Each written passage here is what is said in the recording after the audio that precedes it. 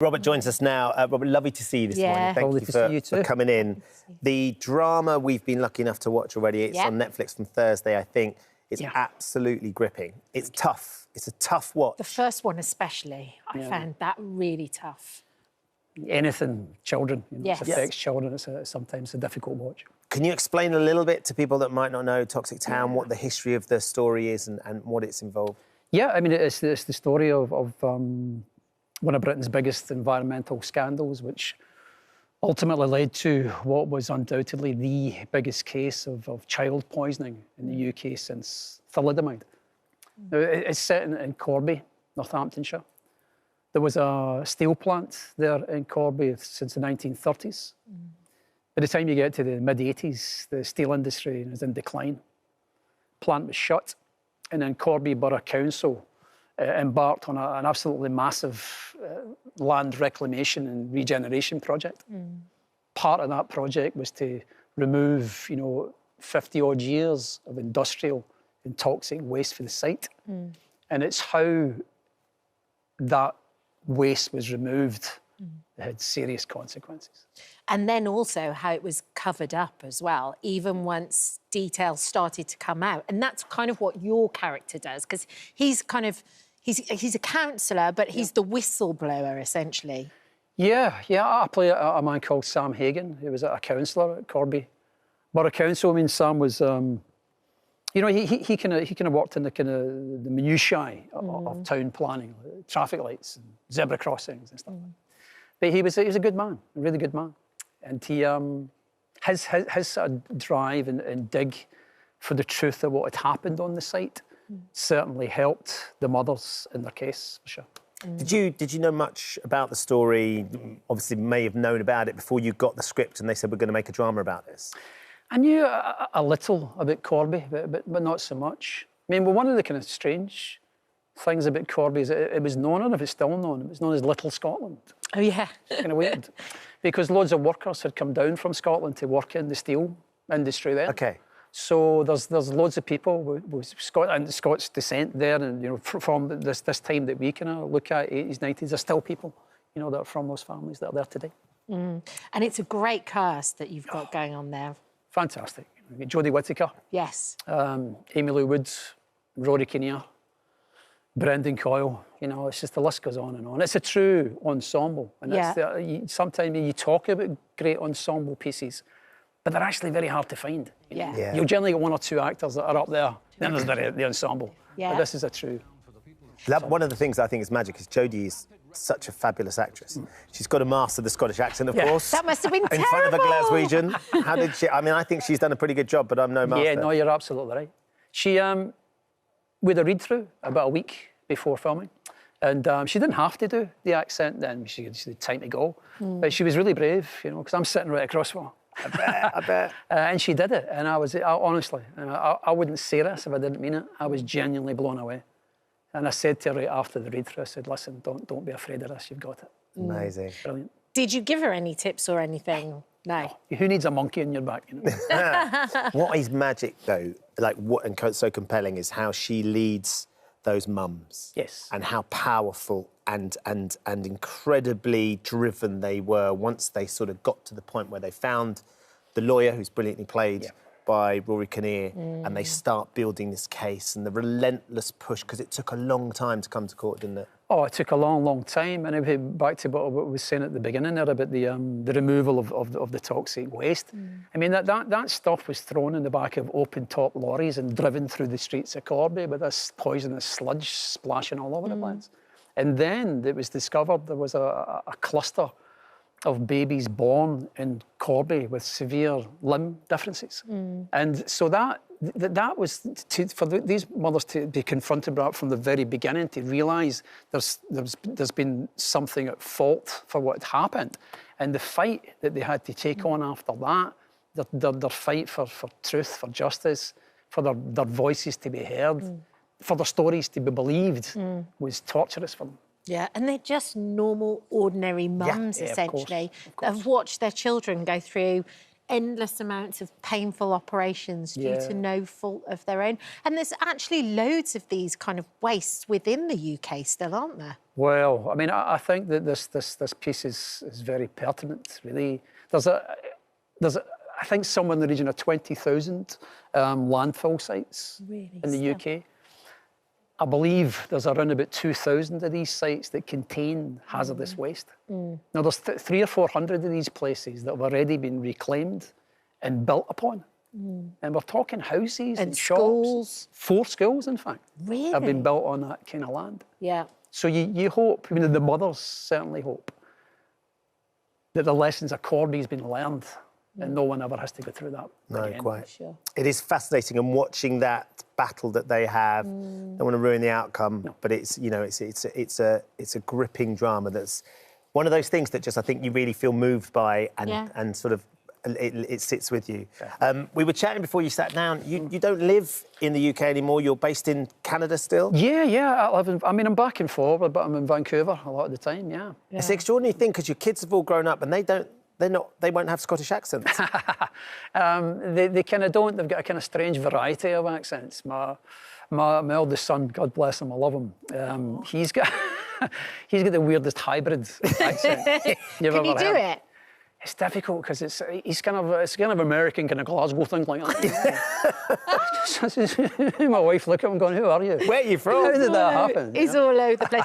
And then at the beginning of the interview, we were talking about, you know, the full Monty, and we were talking about Trainspotting.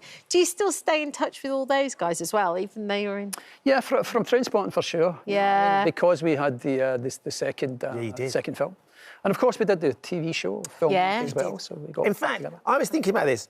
I think the last time we saw Begbie at the end of Trainspotting 2, he's been knocked unconscious with a loo seat in the back of a boot of a car. Yeah.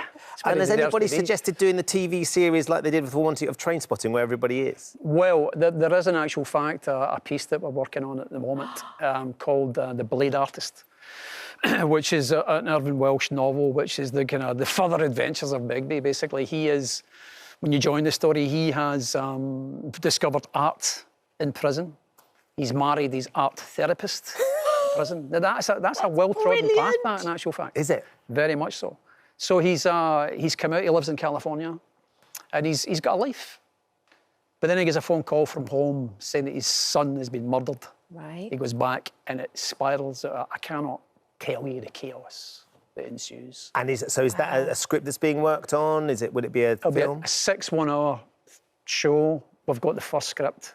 So it's baby steps, but we're getting there. Oh, that how sounds exciting. intriguing. Yeah. Begbie is a hippie in California. No, you ain't got that far. No, he's still got his stay press in his Harrington. As we want to see him. Robert, thank you for coming in. Thank you. It's always a treat to see you, and Toxic Town, which I think is on Netflix on Thursday, is absolutely gripping. It's an amazing cast and it's a truly remarkable story. Thank you so much. Oh, hello. Pleasure. Thank you for visiting our This Morning YouTube channel. We upload tons of new content every single day. So hit the subscribe button, like all the videos, and don't miss out. We'll see you in the morning. Now, it's been over 2 years since it was last on our screens, but finally The White Lotus is back for a brand new series. A whole new set of wealthy holidaymakers have checked into the White Lotus Resort, this time in stunning Thailand. But, as with every season, we can expect secrets, shocking moments and a dead body or two. Oh, well, we're joined now by Jason Isaacs, who's starring in the new series. Good morning. Morning. I love watching, you know, when I watch that, obviously the trailer's on and people are watching the show on, which is on at the moment. I think episode 2 goes out tonight. For me, it's like watching holiday videos. Every time I watch those things, I remember the day we did that and what it was like on the boat and what that island was like. Yeah. But at the moment, it's exactly what we want to see. It's cold and rainy outside. It's shot so beautifully. You can almost smell Thailand if you've been I hope you can't smell what we were like. The long days of 45 degrees or 100 degrees. What do people say now? Fahrenheit? It was...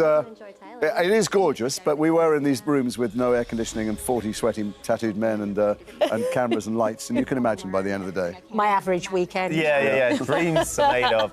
It is an incredible country, though, isn't it? I mean, you were there for a long time, though, Jason. 7 months we were all there. I mean, some people got to go home and back. I didn't. My wife came for most of it, which is the first time some reason she's never wanted to visit the set before, but when we're at five-star resort in Thailand, it's the first She time. didn't want to go to Leavesden Weird, isn't to it? do Harry Potter. No, she'll go out But to we Thailand. stayed and we toured around, but 7 months I was there, and I got to see a lot of the country, and not just the beautiful resorts we were staying in, but the jungle and various villages, and yeah, I really got a taste of the place. Let's talk a little bit about your character, because he's taken his family to Thailand because one of his children, his daughter, is writing a thesis on Buddhism. Or is she? Or is she? Is anything what you think it is, yeah. Yes, they're very, very wealthy. He's a big titan of industries. We come from Durham, North Carolina, where they have a very strange accent, by the way. He normally would take a private plane and take a whole mansion over, but they're slumming it in this place. And they get there, they have a lot of money, they have a lot of problems, and many worse things happen to them as the story unfolds. I can't to wait. me, at least. I can't wait to see how it all unfolds. Tell me about the accent, though, because it's a kind of southern. So it's southern. It's Durham, North Carolina. There's been quite a lot of chat about it online, which is hilarious. We're all texting each other. There are two vowel sounds which are completely upper-class English. So to the untrained ear, if you don't know Durham, it sounds like I'm doing a very... It might sound like I'm doing a very bad accent. But it's quite specific and it's quite jarring when you first hear it. Can you give us an example of what you mean? No, because I'll do it badly now and then you'll watch it. It's like when people come up to me in Sainsbury's and they ask me to do Lucius Malfoy's voice and I go like, if I do it badly now, first of all, this 8-year-old kid's going to go, why is there a wizard standing by the meat counter? And secondly, it's been a few years. When I was doing it well, I think. But that's the point, though, isn't it? That it's interesting because we're hearing that accent and we don't know, but it does sound very distinctive and very specific. peculiar. Also, I was not just... I mean, there is no such thing as an accent from a place. I'm from Liverpool. There's 100 accents there. It's a guy. I was modelling it on a particular guy. I don't want to say his name. He might sue me. I don't know. But I had him in my headphones all the time, who was a local politician from Durham. So you're constantly repeating those phrases? Yeah. So when you weren't on set, if you were there for 7 months, what did you do all the rest of the time? Well, what we didn't do was have a holiday because you can't... First of all, you can't get tanned because... you can't change Oh, it. yeah, because it changes, yeah. And secondly, you can only have so many massages. I mean, it was lovely and luxurious. We went out boats, snorkeling, all the rest of it, but you do get a bit bored of it after a while. So then I toured around. We did some charity stuff. We did some climbing stuff. We did some spiritual stuff. We did... and then we went to other countries. And you played some tennis? I played a lot of... Well, I'm a tennis... I don't want to embarrassingly say that 80% of the time I was on a tennis court. Actually, what I found was an awful lot of Russian emigres who all play tennis there. There's a huge expat Russian and Ukrainian refugee community, and I played tennis with them, and it was interesting because some of them have gone because they're very rich and they can travel the world, and some have gone because they disagreed with the war. So there are different factions of Russians there. So politically interesting to get. I mean, not that I discussed that one. I played tennis. But... It's hard enough to breathe. But also, you bonded with your 2 on-screen sons as well. Sam I and Patrick. did. My 3 kids. So when we first got there, the resort you see, we actually filmed in a few places, but the beautiful place you see most of the time is the Four Seasons in Koh Samui. And because we had to take the whole resort over, because you can't expect people to pay if they can't use the pool and spa, we were all given, the older actors were given, gigantic villas. I had a mansion twice as big as this, and a villa for a bedroom, and a butler. And you had a butler, Jason? I said to the butler and the butt lady, is that the appropriate thing? I don't know. Whatever. I said to her, listen, I don't want you to do anything at all, not even make me a cup of tea. Just sit down, watch telly, read a book. She went, I can't do that. And I went, no one can see us. We're not. So it looked very glamorous, and I FaceTime my friends all the time showing off, but it was actually really lonely because it was spread out over a mountain. And my kids, Sarah Catherine and Sam and Patrick, would come over every day and we'd play cards and watch telly. And we spent a month before my wife got there. They looked after me. I was fascinated. I was reading an article that Patrick did. Patrick Schwarzenegger was Arnold Schwarzenegger's son, talking about the fact that you would text him in the middle of the night, Jason, saying, come on, let's go and play tennis. And he'd be like, Jason, it's 2 o'clock in the morning. Why aren't you asleep? Patrick was very disappointing, to be honest with you, as a person, because I'd expected this spoilt Hollywood prince. He turned up to be one of the most lovely people you've ever met in your life. Really delightful and kind and compassionate and lovely to everybody. But he was always game for anything. So I go, we're climbing this mountain this morning, because we had a lot of days off. And he'd go, I'm in. I go, we're taking bikes over, we're diving off this cliff. We're going to these caves where you get a disease from bat poo. And he'd go, fine, I'm in. And so he would always be game for anything. Tennis, not... Oh, that's good.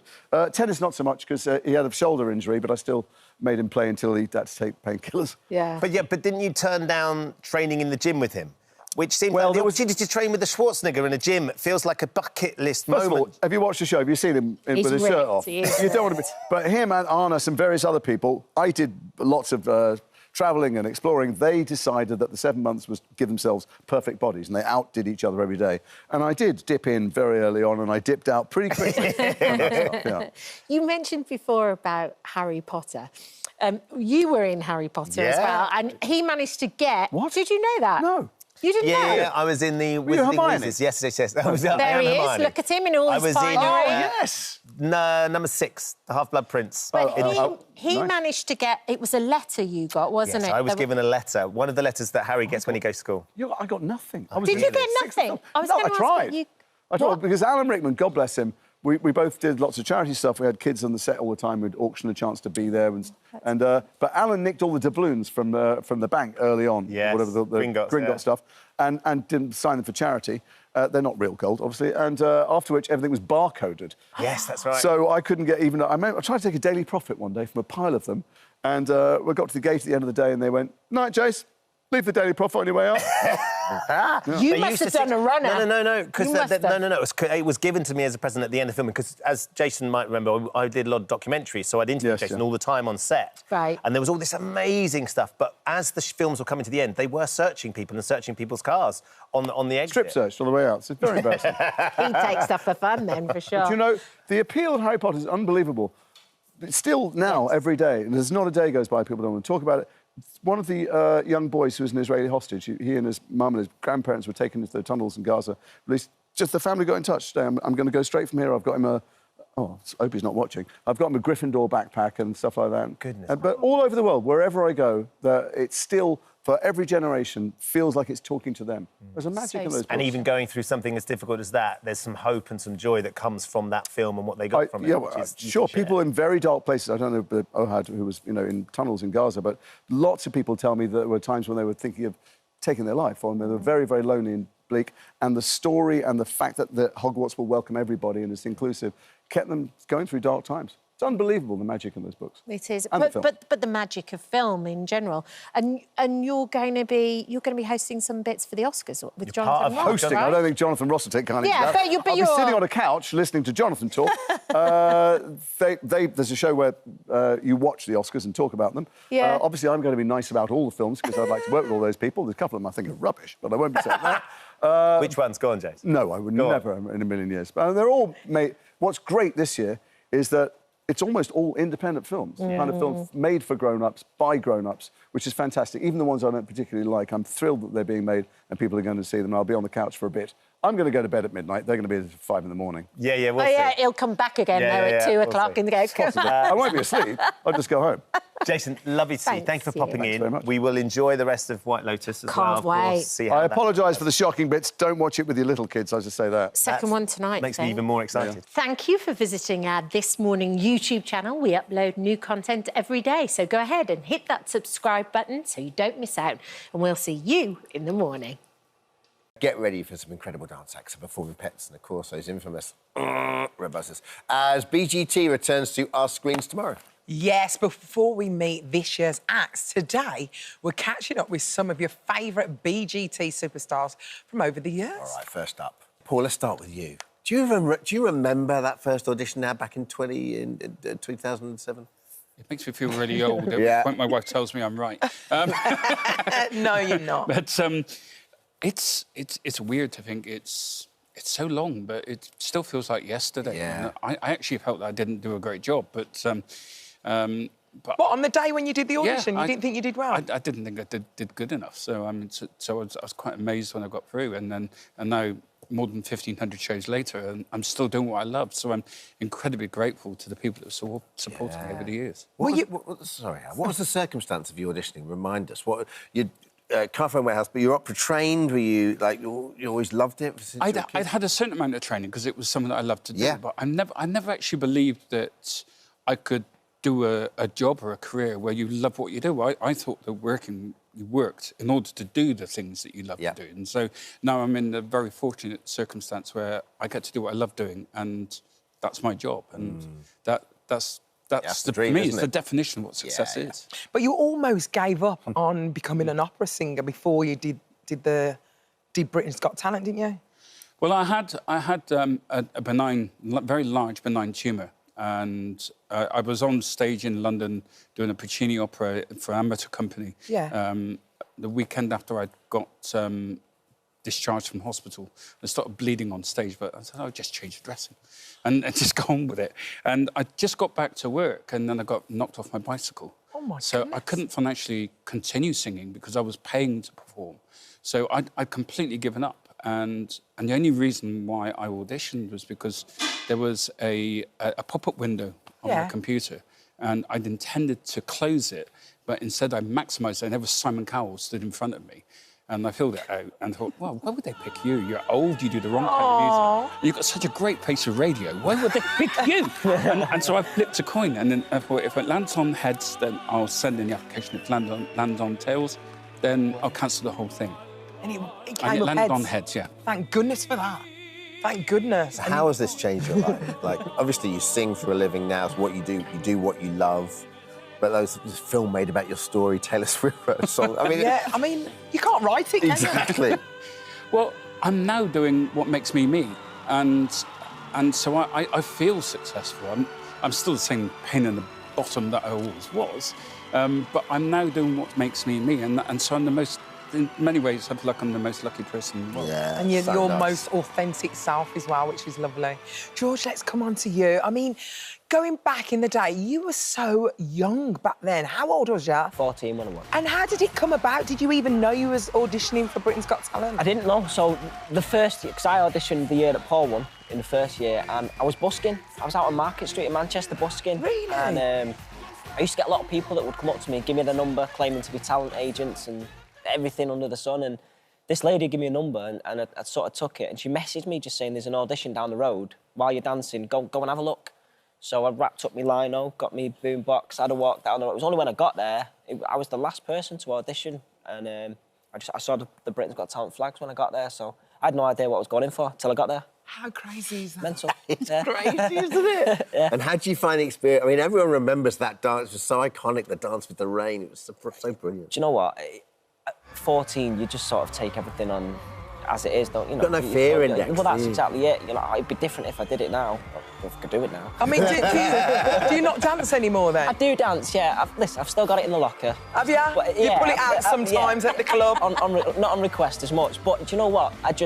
Nowadays, it feels like I have to fill out a risk assessment. You're like, I can't be bothered. Do a backflip or an head spin, I'm thinking, oh, do I really want to do that? I just, listen, I'm in my 30s now, and life's different. Life's so much The thing is, when you're that age, you don't mind, do you? You take the risk. Just chuck it. Oh, I can do it. Yeah. But now, you've got to think. I'm older now, and things have calmed down gracefully, nice, and but I can still do it. I remember how hard our dancers had to work on the X Factor, and it's the same on Britain's Got Talent.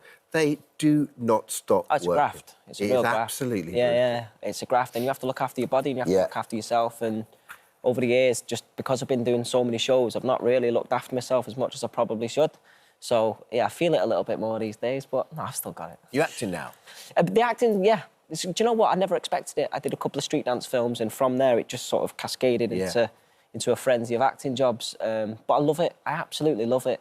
It's a slower pace, it's less... It's still dog eat dog, but it's not quite as ferocious as dancing is. And I've been very lucky because I've done a lot of great jobs, a lot of great stuff. So, yeah, I enjoy it. You're absolutely smashing it. And Sydney Christmas, I mean, she spends all her time here. We know exactly what she's up to. See you, sis. Lovely to have you with us, hon. She's always on this show. I'm out of my bedroom.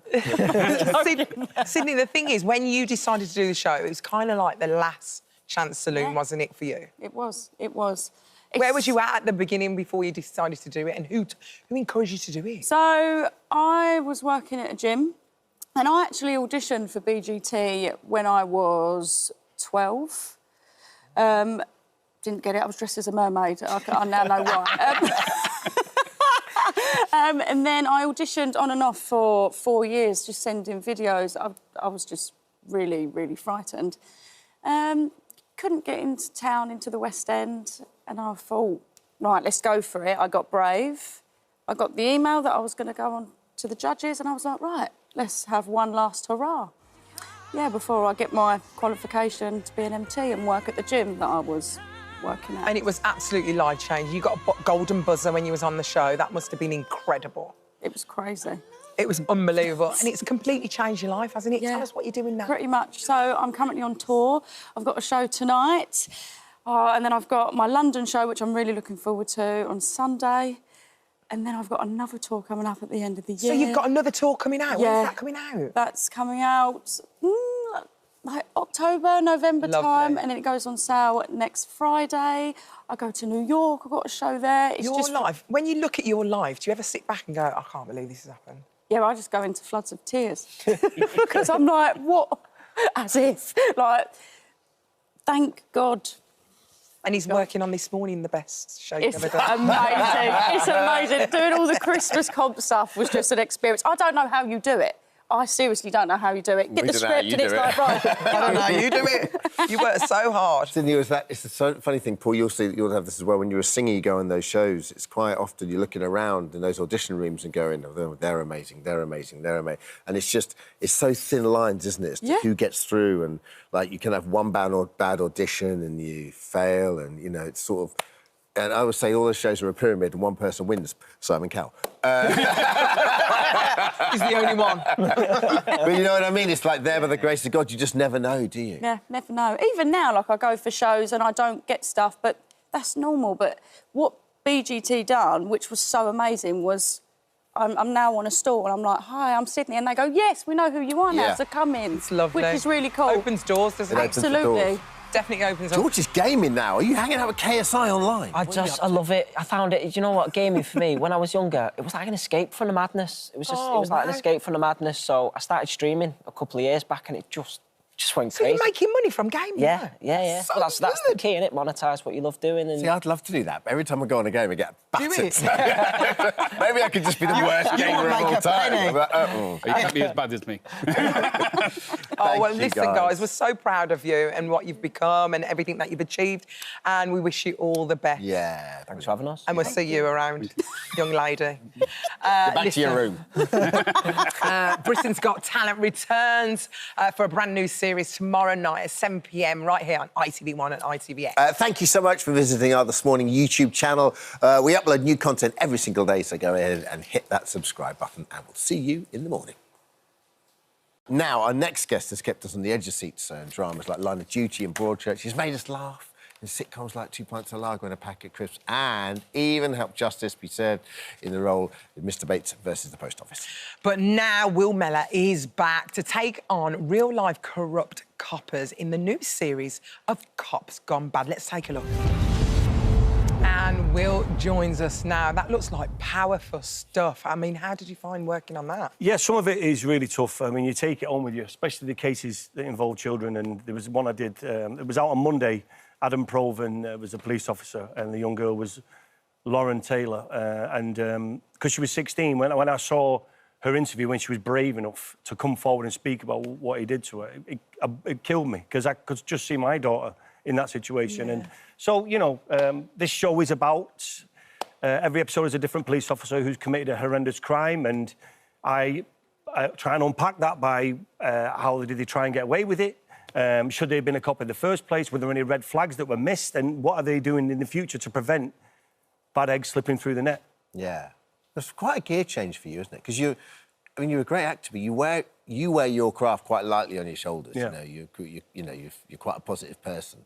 This is pretty heavy stuff you're getting into. It is, but do you know what? I think what's important for me, especially at this stage of my life and my career, is I do things that I'm passionate about. Yeah. That what I've got something I want to say, and with this show, I want to ask the questions that the people at home want to ask. Because I'm not you guys, I'm not a presenter, but what I am is a person that is passionate about this subject matter, and I want to see if these differences can be made, positive difference. What did we learn from Wayne Couzens? What did we learn from David Carrick? You know, what changes have been made? And you know what you'll see in this series, there were so many red flags and so many opportunities that these people shouldn't have been police officers in the first place, and things were missed. And remember, we're talking about a very small percentage of the police. This is it, you don't want to bash the police. No, we're not bashing the police. Listen, I say to my kids, if you're in any problems, go to the police. Yeah. What I want to do is try and rebuild that trust. And I think by doing that, it might be funding, getting more bobbies on the street. But do you think we have lost trust in the police at the moment as a society? Well, listen, every time these cases come out, I know I've spoke to police officers, I talked to ex-murder detective Howard Groves in this, and they hate it when this comes out, because they all get tarred with the same brush, and you've got to be intelligent enough to know we're talking about a very, very minute percentage of the police, but with the power of that badge, one is too many. And the questions I'm asking as well is, I speak to a psychologist, is, are people attracted, narcissists, control freaks, attracted to becoming a police officer so they can get away with it, which we found out is true, but also, do people get a bit power hungry, a bit power greedy with the badge, and they go, I can get away with what I want, you know? Yeah. It's basically what we're trying to do is what changes are being made to prevent it happening in the future, because if we stop talking about it, nothing will happen. Yeah, but it's just that abuse of power, isn't it? It's almost the hiding in plain sight. Abuse of trust as well. You trust the police, and we want to be able to trust the police. And I'm saying to any children out there or any kids that are watching, I know it's half term, trust the police. I'm talking about a very small minority here. But it's important that we put pressure on the vetting. And because we know from this series that when Wayne Couzens was arrested and charged, there was another guy who slipped through the net, and he had previous, and they still let him in, and then he went on to do these horrendous crimes, which you'll see in this series. I'm hoping that this show really does have a positive impact. Everything that you do has a positive impact, but this in particular would be wonderful, wouldn't it? Create conversations, keep it open for people to talk about, and try and make change that will be a positive impact, so we don't have more victims or survivors like Lauren Taylor and lots of other people in this. And also, you know, any doubt, don't let them in. Yeah. If there's a shadow of doubt, because that badge is too powerful. But like I'm saying here, it's a very small minority. The police do a fantastic job, and they go out and put their lives on the line for us. And I know that. We're not cop bashing here. One of the things about your job that must be so wonderful is you find out about these different worlds. You played a cop twice. Yep. And you can go deep dive into this kind of thing. You're in Line of Duty, for example, which brings us to Mr. Bates versus the Post Office. When you got that role, obviously we knew a little bit about it, but then did you find... Was it incredible for you how your eyes were kind of open to the scam? I didn't even scratch the surface with what I thought I knew. And I think a lot of people thought they knew, but when you read it, it doesn't really jump off the page. What the Post Office sort of wrongly accused people, but when you saw what they did in our drama, which I was so privileged to play Lee Castleton in that, I mean, what an amazing casting opportunity. But more importantly, we give these people a voice. They've been shouting from the rooftops, and no one was listening. For a long time. No one was. And it's like this. How do people sleep at night? Yeah. On that side of the fence in the post office, knowing that these were innocent people, send them to prison. People killed themselves. It was horrendous. But the answer to your question is no, we didn't know, and we couldn't believe what we were reading when we were reading the scripts. Going, this is true. It's a true story. Yeah. And that's why I went on to make the documentary, Surviving the Post Office, because I thought there's other people out there who haven't had their stories told, who are still wanting to put their case forward, and they need redress as well. So I made that documentary, and I think in our position, we have a responsibility sometimes, if you have a platform, to use it positively and do something good with it and try to give other people a voice. Well, you are using that platform so well. Have you actually spoken to Lee? Because I know he's an OBE now. Unbelievable. Yeah, Have you spoken I messaged to him when he got the award. Did ya? Do you know what was so nice? Because I was talking to him before I did the documentary, and obviously when I did Mr. Bates, the drama, that you could see how heavy it had weighed on him. You could see how much it had took out of him and his family. And when I spoke to him, he sounded lighter. I think he's had a bit of a payout, which is great, but also the award, it just seems like he can start putting it behind him now and getting on with the rest of his life. Yeah. And that's what's so important, but I have to keep putting the pressure on here. We can't let the fire go out. There's a lot of people out there that still need redress and not had their story told. And I still think there's people at that post office that need to be held accountable for what they did. Let's have a quick chat about you and Ralph. Are you out? You doing podcast again? Yeah, we're out. Season 5's out now. Every Monday, Wednesday and Friday, there's a Swift Half and I think What Will William Tell on a Wednesday. You can watch it on YouTube every Saturday.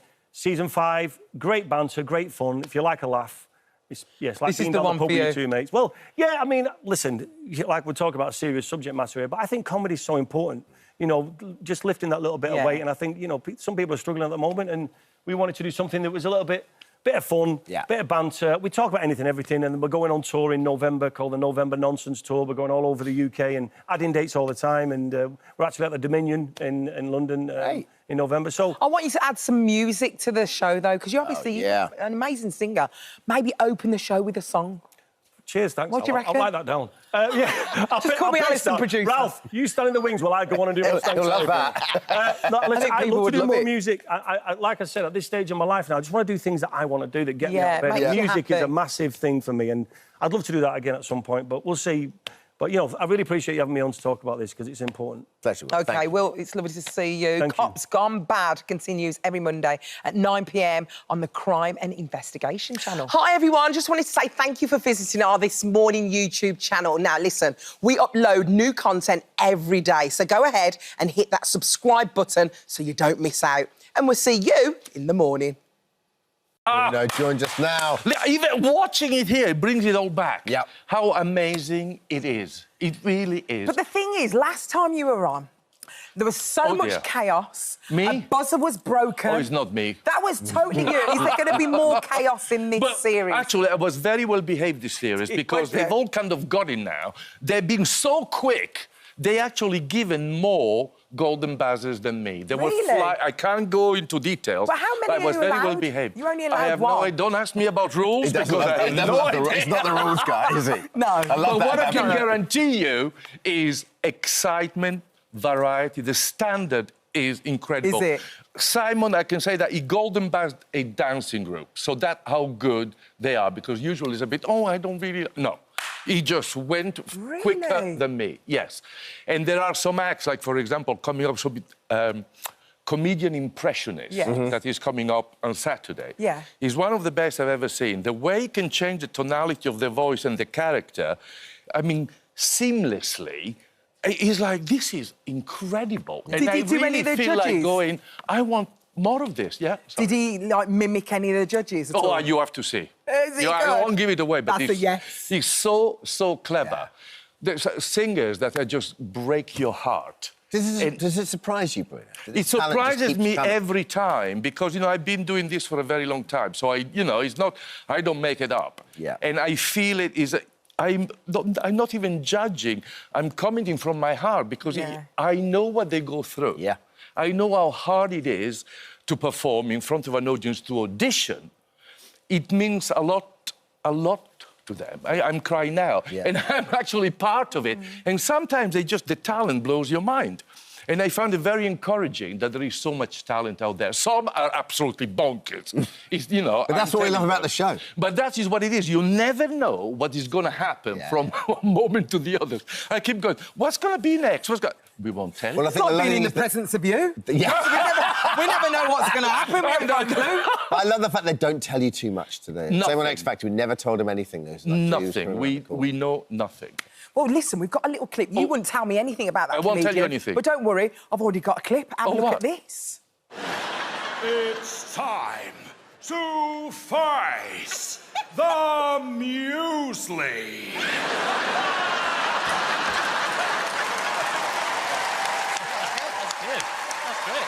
I love watching TV. And I do think that the guy that did those iconic voiceovers, was very dramatic. I think he probably even sounded like that on karaoke. It's much too late to fight. When you think you've changed your mind, you better change it back, or we will both be sorry. Don't you want me, Bruno? Don't you want me? Oh, he's so good. He's so good because again, you don't know where he's going with it, and he nails it every single time. He gets you. Good. Yeah. That's the skill of a great performer. Yeah, it gets your attention, and you forget where you are. It leads you into the sequence. Is brilliantly. I love what I see. I love talent. I just love talent. What I love about BGT, and we used to have the same thing at X Factor, is some people have just got a great audition in them, haven't they? And then afterwards they're like, oh, no, I don't know what I'm going to do next. You see a big step up between that first round and the next round. Yeah, but that's what happens. See, the key is when we go live. Obviously, now we'll see what we've seen. And I know it as a performer. When you audition, it's like, that's it, make or break.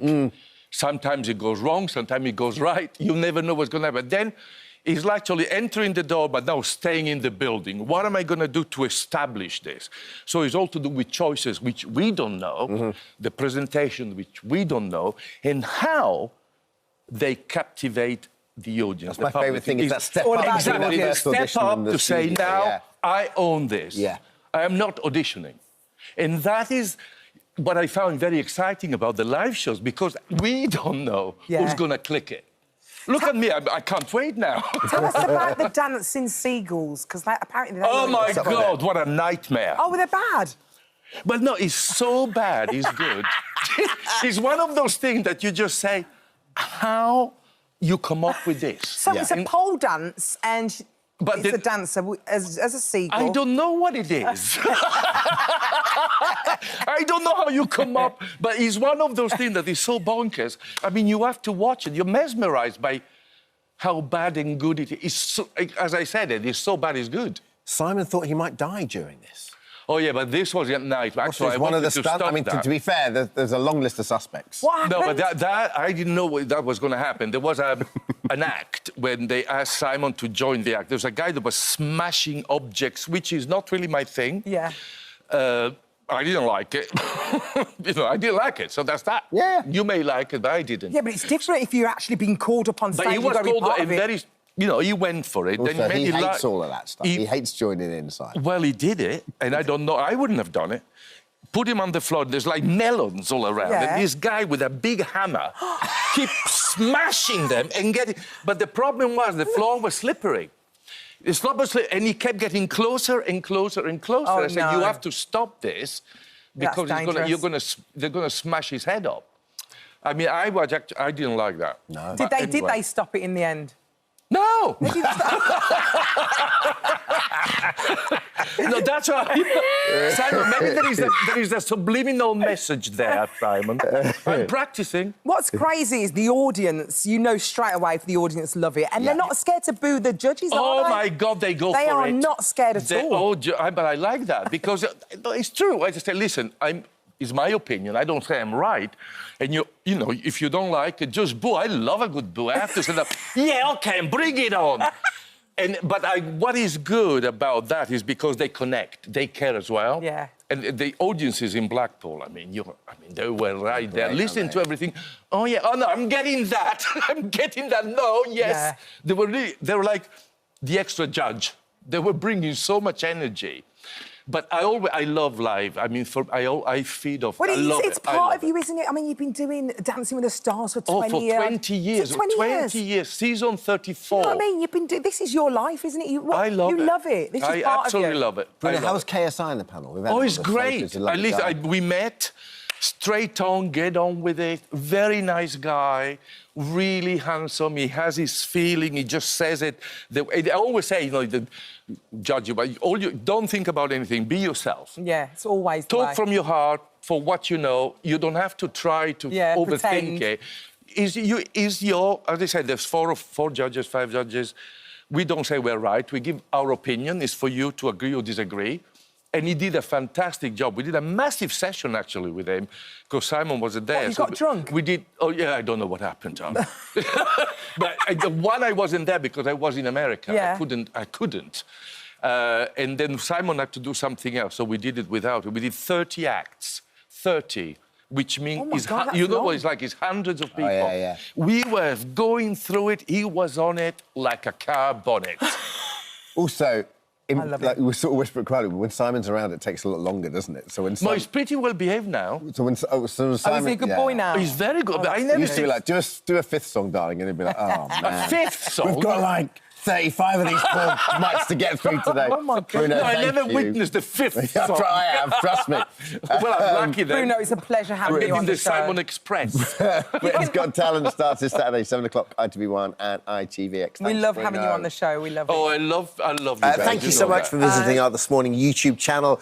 We upload new content every single day, so go ahead and hit that subscribe button, and we'll see you in the morning. It's been almost 50 years since a female driver last competed in Formula One, in a Formula One race, but that could all be about to change. Thanks to our next guest, Susie Wolf. Yeah, as the managing director of the F1 Academy and a professional racing driver herself, she's leading the call to get more women on the grid. And today she's joining alongside one of the incredible girls that she's supporting, 12-year-old Sukmani Kira, who's already had huge success on the track.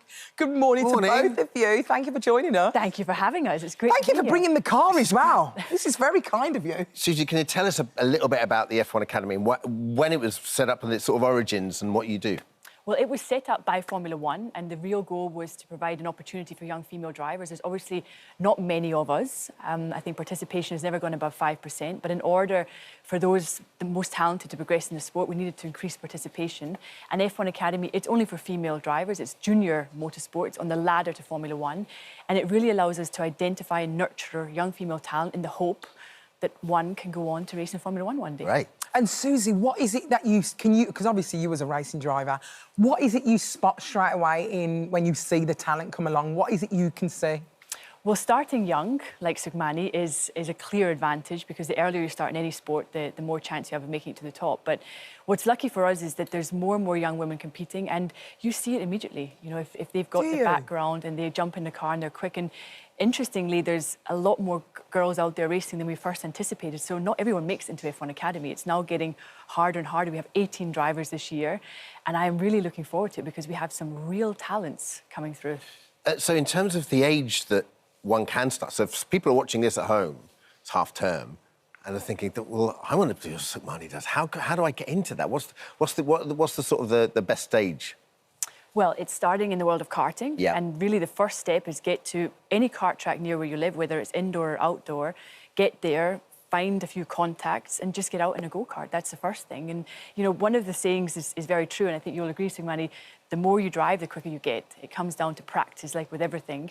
And then there's a very kind of clear pathway to follow to make it into single-seaters and then, you know, to make it into Formula One. Wow. Susie, I have been on this road of karting. I've been all over the country with my son. He doesn't he? He absolutely loved it. He's kind of slowed down now, but I've been on this road and it ain't cheap. Is there any, like, way of helping some of these drivers who come into Formula One, the female ones? Well, the great thing about F1 Academy, and that's thanks to Formula One, who give us so much support, we fully fund nearly the whole budget for the drivers, and each driver gets 2 seasons. And we managed to get all 10 Formula One teams on board in F1 Academy. So that means Sugmani, for example, at the age of 12, has just been signed by the Alpine Academy programme. It's unbelievable. What an incredible opportunity. And that's something that we're so proud of because we have everyone on board trying to really help us. And it means that these young drivers have so much more opportunity than before. Sugmani, how did you get into it? So you love karting from an early age? Yeah. So I used to watch a lot of Formula One when I was younger. I really liked watching Lewis Hamilton drive around the track. So my dad took me to Silverstone, and watching him win really inspired me then. Yeah, great. Well, congratulations on getting in the academy. Unbelievable. You're 12 years old. How are you going to juggle that with school as well, or what happens? School are really supportive, actually. So when I take time off, they give me the work. So, yeah, school's really good with it. And do people, like, when they see you get in the car, they think, oh, she's not going to be any good, and then you're actually really, really good? Yeah, I think I surprised a few people, so, yeah. Well, during the break, Susie said you are quick, right? Well, I have got my scouts on the ground, and I got a message a little while ago saying, there's this little girl that nearly just qualified on pole and won, said, send me her details, and it was this young lady. Wow. And so how Sugmani will drive at 12, will she be driving exactly the same car as, say, Abby Pulling, who won last year? You know, I watched recently, she's unbelievable. Will she be driving the same car, or is it, like, does it go in stages in terms of how old they are? You need to be 16 to be in F1 Academy. Yep. Everyone that gets into F1 Academy, unlike Formula One, the cars are all the same, so it comes down really to driver talent. So Sugmani has to plan that in 4 years you need to be testing for us and hopefully getting into one of the spots. And then from this stage, which is Formula 4, there's Formula 3, Formula 2, and then obviously Formula 1. But Formula 1, regardless of gender, is incredibly tough to get into. There's only 20 spots on the grid, but we're hoping to see a female driver there one day soon. And how are you coping with managing the team? Are you enjoying it? Well, I have a great team around me and I really enjoy it. I mean, I've spent my whole life in this sport, and to see the opportunities that we're creating, to see these young women having so much opportunity... So great. It makes me really proud. Yeah. When do you think it's going to be when we see a female driver on the track alongside the men? When is it going to happen? Well, I'm very ambitious and I always like to think... How many years? What would you say? Come on, Susan. I would love to say in at least 5 to 10 years. Do you think it could happen now if they just give someone a chance? Or do you think there's still levels that need to, like, to get from, you know, like you said, your Formula 4s to your Formula 1? Whoever makes it into Formula 1 needs to be there on talent because it's so competitive that it can't just be because you're a girl you get the opportunity. And we haven't got anyone racing in F2 and F3 just now. Gotcha. But we're sending the best onwards and upwards. So I think if you look at the mid to long term, we're on the right trajectory to get someone there. It's just going to take a bit of time. But obviously, every year that we exist, every time we get more young drivers, we've just got so much more opportunity. Sugmani, how do you feel when you're in the car? Tell me exactly how you feel when you're driving. What is it you love about it? I just really enjoy it, like the competitiveness and the speed, because you're racing like inches away from your competitors at over like 60 miles per hour, so yeah. And you've never had a fear of it, you know, you don't put the brakes on? I have been karting recently, and it's one of the most scary, it's quite scary. Especially and I know so I'm not close going to the ground, aren't you? So close to the ground, and you feel it in your neck as well. Yeah. I mean, do you have to do a lot of training as well? Yeah, the week before I have a race, I try to do a lot of training and sim work, so that helps me physically when I'm in the kart on the weekend. So. And do you love beating the boys? Yeah. Yeah, I bet. That's the best bit, isn't Susie, it? obviously you said practice makes perfect, but how much of this do you think is like pure, raw instinct, talent, nature, nurture, I guess, and how much can you coach? Oh, that's a really good question. I think a lot comes down to the character. You need to have that thick skin. You need to be able to cope with failure, pick yourself back up, because in any sport, there's only ever one winner. So you need to know how to cope with failure and really learn from your mistakes. So I think the character plays a big part. And there, I think gender doesn't play any role whatsoever. But then I think the earlier you start and the earlier you get into a very competitive environment like Simani is now, it gives you a much better chance later down the line of being ready, because it does come down to, you know, that love of speed, that love of competition, the adrenaline, and pushing yourself out of your comfort zone. You know, like you said, Alison, it's not easy. Yeah. You've got to be out there loving it and pushing yourself really hard. We're looking forward to the Netflix drama as well, because obviously we can follow all this and see what's going to happen. And we are looking forward to your bright future, young lady. That's going to be a game changer, isn't Can't it? wait. Netflix, I think, isn't it? You know, if we can have just a fraction of the drive to survive success, I take it, because it's really the access we've given Netflix, because our drivers are not superstars yet. Yeah. They've really given lots of access. And even for me, seeing the rough cuts now, it's been really emotional. And I think it will be inspirational for a lot of people to follow these young drivers on their journey. Oh, we're so excited. And that documentary's out in May. Yeah. We're very excited on Netflix. I love you know, when people, like, play back videos of, like, Lewis when he's younger? Yeah. We're going to be doing that for Marnie. I just Here's know the it. first TV we're gonna be interview. We're going to be playing this video back in the future. You never know. Thank you so much. Thank you for having us. Joining us. Hi, everyone. Just wanted to say thank you for visiting our This Morning YouTube channel. Now, listen, we upload new content every day, so go ahead and hit that subscribe button so you don't miss out. And we'll see you in the morning. Yeah. Oh, yes, Runner-up, Gregory. a winner in our eyes, always. Gregory Porter joins us now. Gregory, so nice to see you. Oh, thank you. Thank you for having me. Everyone discovered you, Gregory. I mean, all the fans online knew it was you. The judges were all over it. I mean, how did it feel when you were inside the costume that they got you straight away? You're supposed to disguise the voice, Gregory. I was trying to disguise my voice, but then I went, you know, I was inside that costume and I was sucking for air. I couldn't help but be myself, you know? It's really tough, isn't it? Those masks, I mean, I've done it. I've only done a special, so I only did it for literally a day. Yeah. This has been ongoing for you. Yeah, How did you do some training? Because I know they give you this special, you know, those breathing masks where you go jogging and you wear a mask. Yeah. Did you wear one of those? Did you try it? I didn't, but you have to get in shape. And by the end of the show, you're like in I don't know, like you can function better with a little lack of oxygen. How should I say? Yeah. Gregory, the costume looked brutal. Like, how heavy was that? For me, it felt like 15, 20, no, 50 pounds. Yeah. Yeah. Really? Definitely Extra? like yeah, well, the head part was this really heavy rubber, but then underneath the skirting part was, you know, like this structure that was quite heavy as well. And you had 2 dressers, is that true? Right, yeah. So it was super heavy. Plus the claw arm, so I couldn't, you know, I didn't need to scratch my nose a few times. Oh, my gosh. It's so stressful. Honestly, it's such a hard show. The last thing, like aliens come down, you go, and they go, what is that show? You go, right. So we get singers. What, they don't know they're really good singers. And then they put these crazy costumes on them, and then we have to guess who it is. It's just so weird. But why did you want to do it, Gregory? A lot of fun. Yeah, it is a lot of fun. You know, sometimes I sing these songs about social issues, and I am optimistic person, but sometimes people, you know, think I'm quite the serious person, and I am serious, but I'm quite, I joke around with my band all the time. It was just a fun thing to do, and I got to something outside of my wheelhouse. I mean, I was singing a Lenny Kravitz, you know, song, so that was a lot of fun as well. That must be the nice thing, to do something outside the wheelhouse, you know, right? I can rock with the best of them, you know what I mean? Have you realised that you need to be seeing your audience? Do you like being enclosed in there? Or did you feel like you were free? 'Cause some people, they absolutely love being in the mask, don't they? Well, that was difficult for me because I like to have a connection with my audience. I like to express with my hands. So I can't tell you how difficult it is.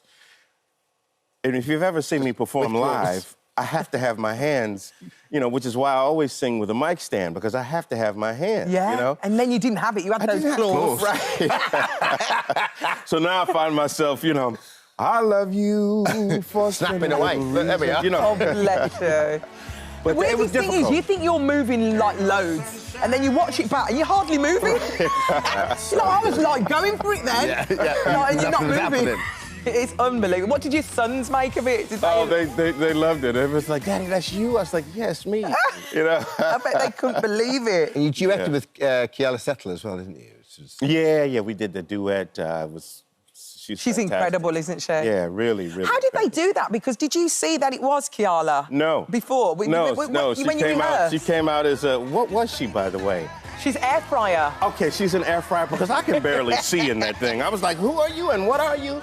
So you didn't know it was her? I don't think that's anything. But I knew she could sing, though. I was like, oh, this won't be no problem. So you don't even rehearse this and you sound that good? Yeah. That's so amazing. Yeah. So good. Yeah, she's amazing. Gregory, I mean, you've done so many things. You know, I remember seeing you side of stage at Glastonbury in 2016. It was unbelievable. It was such an incredible afternoon. Have you got some footage? It was some lovely shot there of me just watching you. Oh, and then, lovely. And then I remember that day, I think two of your team proposed. Well, one guy proposed to another. Yeah. It was somebody on my team got proposed to. Yeah. And nice.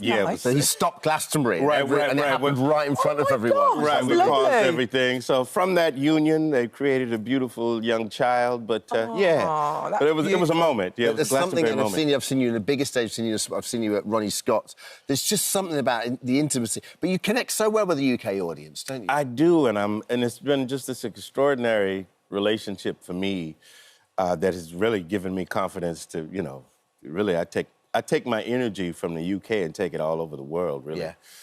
It's been extraordinary. I mean, I have a great tour coming up, and my favorite venues are here in the UK. So we have 4 nights at the Royal Albert Hall. Oh, wow. Well, that's going to be lovely. Right. And quite frankly, the UK audience they get me. They get what I'm trying to say, my voice, and I'm so thankful and appreciative, and I hope that energy of that appreciation comes across when I'm here or when I'm doing the Masked Singer, because I really do. You From also the do that great cabbies thing. You do that great thing that great artists do, where you shrink the arena you're in to a tiny. You feel like you're watching, like me and you were watching it in a small bar. Yeah, the intimacy is incredible. Yeah, that's important to me. Yeah, it's just touching people. Yeah. Well, Valentine's Day has just happened. And I've got to say, thank you for all your lovely songs, because I'm sure you've been in a lot of Valentine's. Did you have a lovely Valentine's Day? We did. I had a lovely Valentine's Day. My wife was there, but I had a concert at the at Carnegie Hall in New York City. So there were 3,000 people there with me. A wonderful intimate date with your wife and 3,000 people. Gregory, thank you so much. You were great. Thank you so much, Gregory. Thank you so much for visiting our This Morning YouTube channel. We upload new content every single day, so go ahead and hit that subscribe button, and we'll see you in the morning. Ever wondered what life is really like behind the palace gates? Have you ever wondered? I have. Now, who are the royal staff? What did they actually do there? Yeah, well, we might have an answer. A new book called Yes, Ma'am, The Secret Life of the Royal Servants has taken us behind the scenes of the royal life through the ages. And ahead of its release on February the 25th, author Tom Quinn is with us now. Hi, Tom. Welcome, and thank you for doing this book. Well, I mean, this is a long time in the making, isn't it, this book? Yeah, I mean, I haven't spent the last 40 years just working on this book, but in a sense I have, because over those 40 years I've interviewed loads of former and serving members of staff, but I've done other books based on single servants, like there's a guy called William Talon who was known as Backstairs Billy. Yeah. probably the most famous royal servant. I did a whole biography of him. So as I've gone through over the 40 years, I've interviewed more and more people, but sometimes they produce one book. But now I thought was the time to put all the interviews together, going back to the 1980s, to make this latest So was book. this always in the back of your mind, thinking, right, I'm going to save this one down the line? Yeah, you do tend to Stories do that you don't get to use, you just thought, you know what, I'll bank that. Yeah, exactly. And then you've got enough now to do a book? Yeah, and also some of them, you know, some of the maids I spoke to, their stories were great, but not enough to make a whole book. Got ya. So when you put them all together, you get footmen, maids, equerries, you know, from one end of the scale to the other, which I think made it a much more rounded book. And the other interesting thing about it was that people always think, oh, it's a book about the royals. He's going to be saying terrible things about them. But most of the stuff, or a lot of the stuff anyway, they love the royal family. So they only said really good things about them. And I guess it's a peek behind the curtains, isn't it? It's like, what does that person do? What do you know? Yeah. The roles and...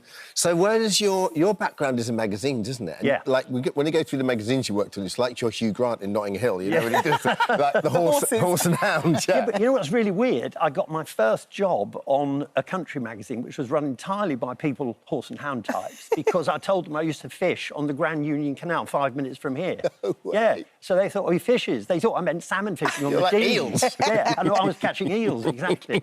But that was how I got into being interested in servants, or staff, as we have to call them now, because one of my first jobs on one of the Royals' favourite magazines in the 1980s was to go and interview the Queen's head gamekeeper at Windsor. Yeah. And he was such an amazing man. He'd actually retired. And he said, well, when I retired, I knew I'd have to move off the estate. He'd worked there for about 40 years. And the Queen personally came to see him, the late Queen Elizabeth, and said, no, you don't. I'll stay here. You don't need to do any work. But, you know, I like coming down and making you tea. She used to come and make him and his wife tea. So she said, I'll build you a house. Stop it. So she built him where I had met him and had tea with him. This lovely house she built specially so he wouldn't leave the estate. That's unbelievable. Yeah, it's incredible. Yeah. And his wife used to look after the corgis, which were running around everywhere. And he told me some great stories. Like the Queen would come down and insist on making the tea, because for her it was, you know, she didn't get the chance to do this, and she would stand in the kitchen throwing dog biscuits out through the back door so the corgis would those chase them. Those corgis run wild in that palace, don't they? They literally, they are living the their best stars. lives. They're living their best life. In Buckingham Palace, because it's so big, you can't get the corgis to the exit doors fast enough. To go to the toilet? Exactly. So there's a footman with a soda siphon and some cloths who his sole job is to wipe up the pee. Are you serious? Yeah, seriously, that's what he does, because there are a lot of six or more corgis at different times, and they're allowed to pee on the carpet. Oh, my God, but it stinks, doesn't it? So, Tom, how did you, in terms of the access you get and in terms of what people are willing to talk to you about and in terms of what you want to print, do they sign NDAs, or are they, you know, do they check in with the Royals first, or is it just more on trust? Yeah, it's more on trust. I mean, it's certainly back in the 80s, I was talking to people who might have started work for the Royals after the war. Yeah. In some cases, their mothers and grandmothers had worked for the Royals, so I got those so it's stories. in the family. In the family, exactly. And many of them had started work before anyone thought of NDAs. They just non-disclosure agreements. They just didn't exist. Yeah. But it's definitely got more difficult in the last 15 or 20 years. People are much more wary.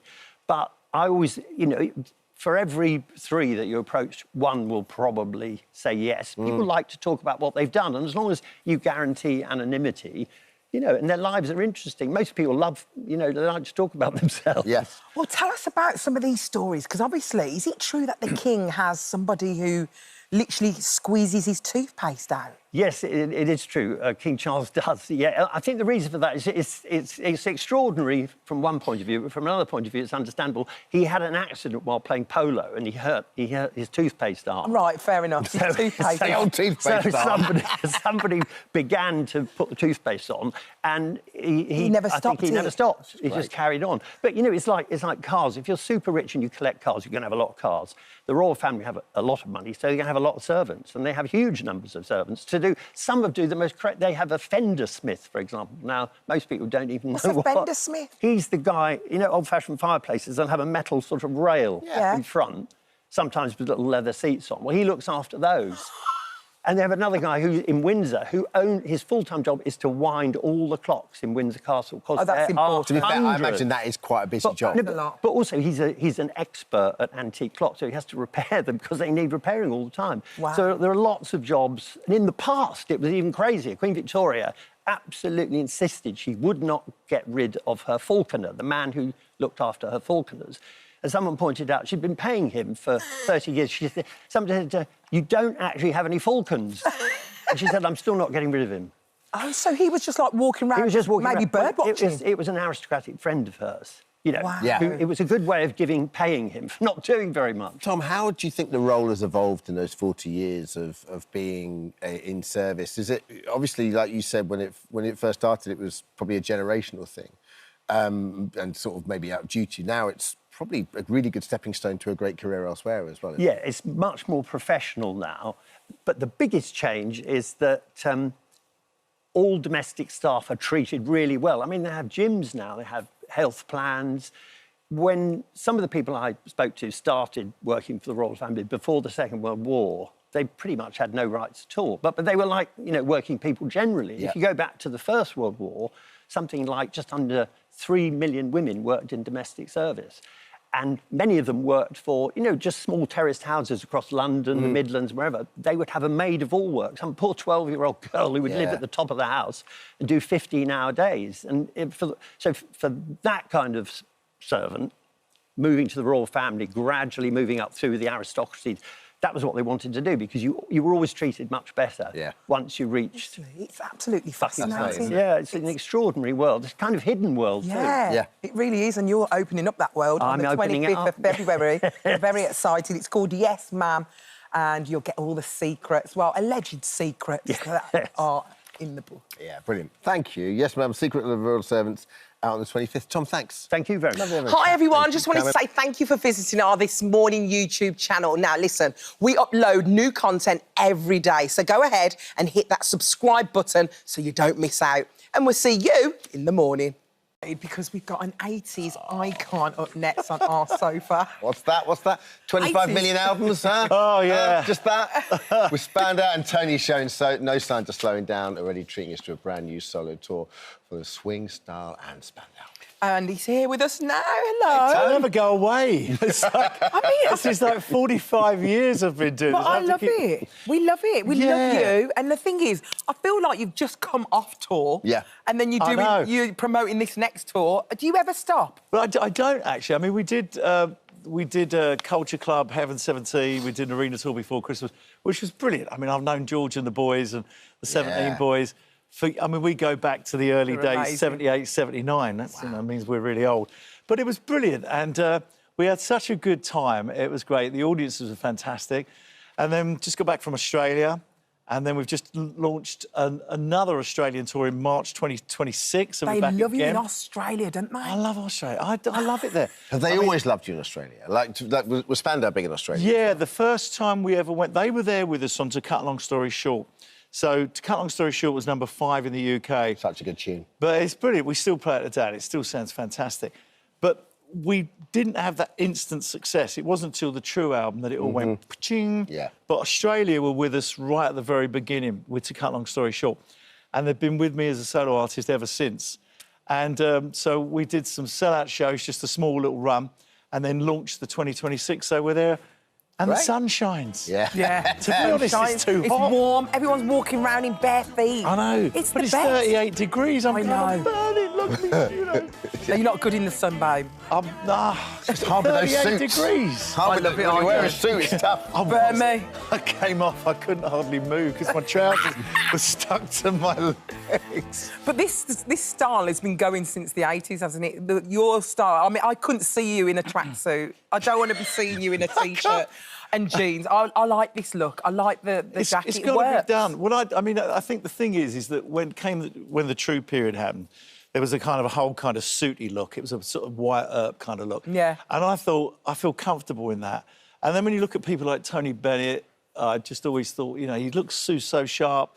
Frank Sinatra, Jack Jones, Robert Palmer, great fan of Robert Palmer. And he always just looked $1 million, and I don't really look good in tracksuits. No, I like in a suit. That whole, you know, what was ended up coined in the new romantic period, that was after punk, wasn't it? So there was a sort of move away to, like, with the Blitz Club and all of that, to kind of like, actually, we're going to come and dressed in our... You can do the frilly shirt thing when you're 18, 19, 20, but when you get to 64, it's like the leather trousers don't quite fit anymore, and I don't know where the frilly shirts are gone. Well, was fashion exciting back then?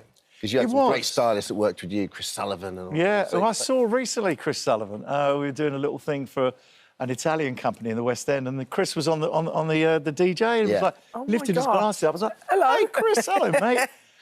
It was an exciting period. I mean, well, that Blitz Club time is so exciting. Yeah, but there was no social media or anything like that. I mean, the best time. There were 3 TV channels: ITV, BBC One, BBC Two. So how would you know what people thought of you? How would you know? Is it through the newspapers? Just word of mouth, newspapers. It was, you know, people didn't have mobile phones then, so you went down the coin box and kept putting money. And when you talk to young kids now and you go, yeah, you had to keep going, another, you know, and people don't believe what it was like. Yeah. But it was pretty primitive. But also Soho and the West End back then was a bit edgy. Yeah. A lot edgier than it is now. I mean, it's all very gentrified and lovely and wonderful restaurants. But back in the day, it was a little bit edgy. Yeah, a little bit edgy. Really? Yeah. It's exciting. I didn't know that. And if you walked around looking like Beau Brummel, you'd probably get beaten up, you know. So tell us about this tour, because what can we expect on this tour? When is it happening? It's happening in, is it November? November and December, and we're playing all those iconic, wonderful venues around the UK. Have you got a big band? It's called the Big Band Tour. So last February I did the Swing Tour, which went down brilliantly. We sold out. And that was a kind of specific swing tour. But then I thought, well, let's call it the Big Band Tour, because that way we've got all the brass, we've got the full band on stage and everything. But it means I can do the swing stuff, plus I've got to do a couple of Christmas songs, because it's coming up for Christmas. Yeah. A couple of the Spandau tunes. Yeah. So Gold, when you put a brass section to it, becomes a big band song, not a swing song. Wow. And then, obviously, I want to do Elvis. There's a Jack Jones song there, The Impossible Dream, I want to do. I mean, Jack Jones, when he sang that, and bless him, we were talking about this earlier, but he got that many column inches in the paper, and he was one of the best singers on the planet. Sinatra loved him, Bennett loved him. It's always the way, isn't it? Yeah, It's so weird. He died last October, and I didn't even read about it. It was so terrible. But so I want to do a couple of his songs as well. Nice. And it's all just going to be exciting and wonderful and fluffy and lovely. Swing was always a thing for you, wasn't it? Like the Rat Pack. It was your parents cooked when they were cooking Sunday dinner. Lunch, they put it so lovely. Yeah, it's funny enough. I spoke to my mum on the way down here. Oh, Mum, I'm Sure, going to be on the telly today. Oh, I've got to tell you, your Auntie Geraldine sends her love. Whoa! Oh, it's Auntie Geraldine. Worlds colliding. And I've got an Auntie Geraldine who I spoke to on the way down. Let me tell you, But if no, you I went out saw- for a night with Auntie Ger, you'd she know about fun? her. Oh, my God. I want to Such meet a- Auntie Geraldine. How do you know my Auntie Geraldine? This is a bit weird, sorry. We were at a funeral the other day at the Pearly happy Bowls day. Club. It was a great funeral, actually. Yeah. It was a great send-off for Sandy. So your Auntie Geraldine was great friends with Sandy and Butch at the Bowls Club. And so she said, oh, you're on the television this week, aren't you, with my nephew? Yeah. I said, yeah. She said, tell him Auntie Geraldine sends her love. Auntie Ger is a... And he did. Then in love, Auntie Ger. Love Hi, her. Auntie I had to get that one in because she said, That you've was got to mention amazing. me. So she's lovely, really lovely. I've thrown you there, haven't I? Wow. I was kind of like, have we got any more time? No, we've run out of time. I can't believe it. We need to talk. We've got a wedding to do, and we need to tell everyone about the tickets for Tony's Christmas Big Band Tour. They're on sale right now, aren't they? Yeah, they're selling very, very fast, which is great. And come to the Royal Albert Hall, because I'm doing I love the Royal Albert Hall. What a night That's that a bit would be. special. I want That's like where a I met Sinatra when I was 17. personal one. I want you to come to my dressing room and do me a song before you go. Lovely. Oh, lovely. I just want my personal one. Of course you do. know what I I mean? get that. Your own show. Thanks, Tone. Oh, good to see you Lovely guys. to And see you, you. Tony. Thanks. Hi, everyone. Just Cheers. wanted to say thank you for visiting our This Morning YouTube channel. Now, listen, we upload new content every day, so go ahead and hit that subscribe button so you don't miss out. And we'll see you in the morning. Still, I know. A round of applause, doesn't it? They've been performing together for 50 years and set the skate for the final dance on ice in their hometown of Nottingham in the farewell tour. And we're joined now by the dynamic duo to hit all about it. Welcome to the show, both of you. Love the colours today. Happy Bolero Day. So clever. Bolero Day to us. Yeah. It's always been Bolero Day. It's 41 years ago since Bolero, Winter Olympics. Why was that performance so groundbreaking at the time? What was it about it? What did you do differently? I guess we were currently the world champions going into the Olympic year. And each year we try to sort of reinvent ourselves and do something different, because you've always got people coming up behind you and you've got to be that one step ahead. And in that year we decided, instead of starting the routine with a fast piece of music, slow in the middle, ending with a bang, we thought, why don't we just start slowly and quietly and have it build to a crescendo? And then Bolero came to mind. Because that's the conventional route, right? To start. Yeah, had been, yeah. Yes, yeah. So it's a really gutsy move then to do that, because there's no guarantee that the judges and I guess the audience would have embraced that. Yeah, also at that time, the music that people were choosing to skate to had a definite sort of dance rhythm, or was from a musical or something. And we'd suddenly gone really classical with this one, so that was different too. And also the timing of the dance as well. It's quite a long song, isn't it? So you start off on your knees, is that right? Because... Well, first of all, it's 16 minutes long, so we had to edit it down. We had an arranger do all the music.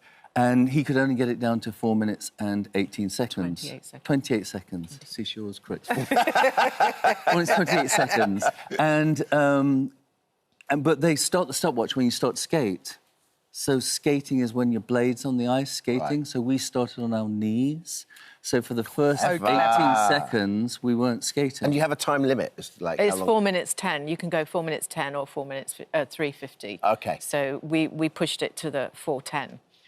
But we had 18 seconds rather, on our knees before the blade touched the ice. And we got away with it, didn't we? The music now, everyone knows. Yes. Before that, so few people knew. Like, it's incredible. Surprisingly, in that year, it went to number 9 in the pop charts as well. So people went out and bought the single, so yeah. That's unbelievable. So you your remix? Our remix, yeah. It was. Yeah. Ravel's Estate were happy as well. What's so incredible is the fact that you've been together for so long and you have to learn about tolerating each other's habits and stuff like that. Why are you bringing it to an end? Why is this the end tour? Why are we doing... Why are we doing this? Do we need to do this? We do. It's been 50 years. Because we still feel of a standard that we can go out and still perform. Yeah. But that's decreasing all the time. And so we wanted to be able to end on a high. On a high. So, you know, we've got a bus passes so we can get to the rink on time. How hard is it? I mean, you're obviously very fit. How hard is it as you get older? What takes the most toll? Is it your shoulders, your knees, your ankles? It varies. I mean, a lot of skaters have knee problems and back problems, just from the nature of, like, the boys have to lift the girls, and we always have to have bent knees to skate. Yeah. We do lots of preparation to stay fit now. Yeah. What's helped now? Is it do you do Pilates or like? Well, I'm a gym bunny, so weights and cardio. Yeah. But Same, plenty of ice as well. But also the ice baths. We're devotees to an ice bath now as well. Do you like an ice bath? Do you? Yeah. Yeah, I can do 3 minutes now. Can you? Same. Can you do 3? Isn't it hard? I'm 5 minutes. But the way you feel afterwards, how good is it? Yeah, it's horrible at the time. I'll take you. Well, I swim, and I love the cold swimming. It's got ice in it. But I like the but then I like going. This is really hard. Just sat there, it's like, Honestly, horrible. Big breaths. The way you feel afterwards. Very good for recovery. Well, I was looking back. Obviously, it was a time when we had less. We didn't have the internet. We had 3 or 4 television channels. Bliss. But yeah, right. But it's quite hard to stress to someone who's growing up now what a big deal this was, and how how it kind of united. And how many millions were watching? Exactly. What a huge moment it was for the country. We didn't realise it because after the Olympics, the World Championships were coming up. So we went straight away back to Germany, our training ground, and got ready for the World Championships. And it wasn't until we came home to Nottingham, they put on they put us in a Pope-mobile and drove us around Nottingham. And there we go, yeah. And we went to the city centre, onto the balcony. And it's only when you see these masses of people that were just turned up to say hello to us on that day that it sort of impacted us that so many people did watch. And when you say 24 million, you didn't have a feeling of what that was. Yeah. Yeah, no. And everything that came after, because Barnum came after this, didn't it? No, it was before. Before. So we turned professional that year, in '84. And then went I remember reading that. I remember, like, it being a thing that you turned professional, which at the time, looking back at it, you're like, I don't understand. What is that? Because you can't, if you're professional, you can't compete. At that time, no, we couldn't receive any money. It was totally amateur. Up until 1980, we still had full-time jobs before we turned, well, amateur still. But we were able to give up our jobs. Train full-time. We gave up jobs. I mean, I said this to you earlier. Do you ever get fed up with talking about the Bolero? And then you just said this could be the last time we ever do it. Talk about it. We're counting them down now. The final Boleros. On the tour. Yes. Let's have a quick Dancing on Ice chat. Come on. Obviously, you can't say who your favourites, but the standard this year has been amazing. Yes, definitely. I mean, at the moment, you know, everyone who's left in, we've got 6 couples left, and it could be any one of them.